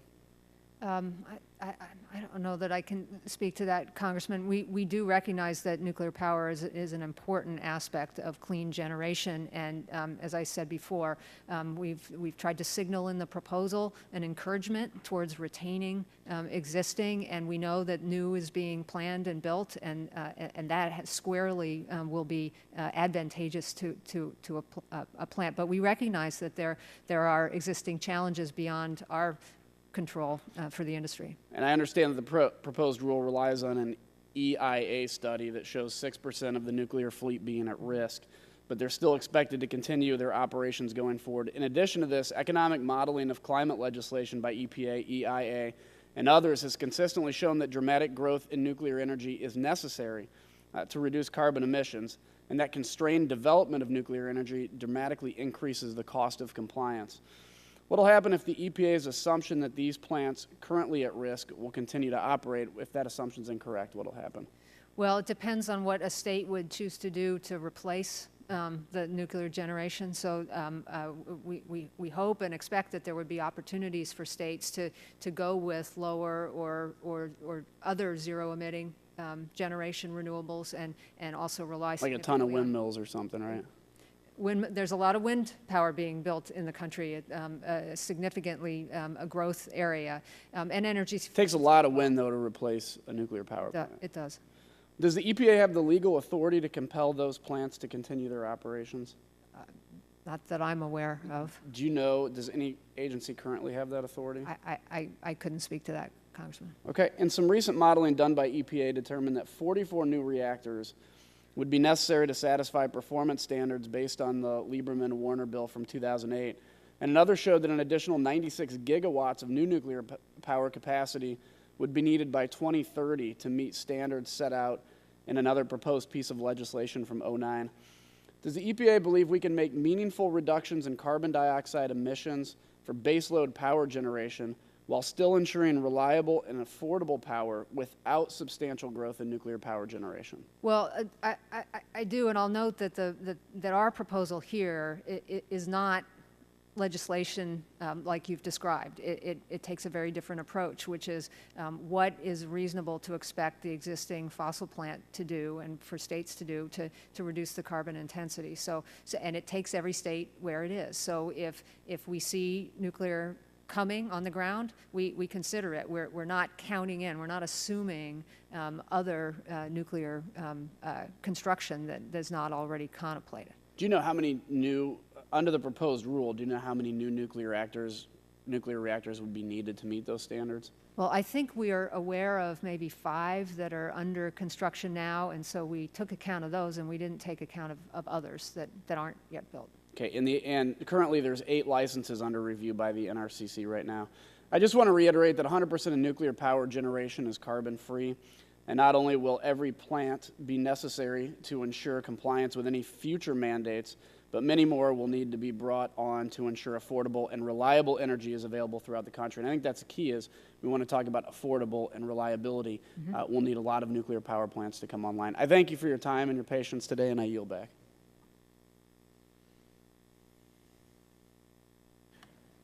All right. In closing, let me note that the committee has outstanding document requests relating to our investigation of EPA's adherence to the Energy Policy Act of 2005 in its rulemaking for new plants. It has been 4 months since we initiated these requests, but the EPA has been decidedly slow in its document production. Can you tell me who at the EPA ultimately is accountable to the committee for responding to its requests? The agency will respond, and we're working on them. We have responded to various requests, and the responses are underway. All right. And will you commit on behalf of the administrator that the EPA will produce outstanding documents and fully comply with our requests? I won't make a commitment on behalf of the administrator, but we'll certainly do what we need to do to be responsive. Will you commit to have your staff work with our staff to ensure the committee has what it determines is necessary to fulfill its oversight obligations? Our staffs work very well together, and again, we will do what we need to do in order to be responsive. Thank you. We will have questions for the record forthcoming. Mm-hmm. I would ask that you provide your response in a timely fashion, particularly given this rule appears to be on a very fast track with the administration. Will you commit to providing us responses to these questions within 60 days? Right now, I can't commit to a time frame because I don't know how many questions there will be or what will be involved, but we will do our best to be as expeditious as possible. All right. With that, I want to thank you for being here today and for the testimony that you have given us and the members for their devotion to this hearing. And that will conclude our hearing.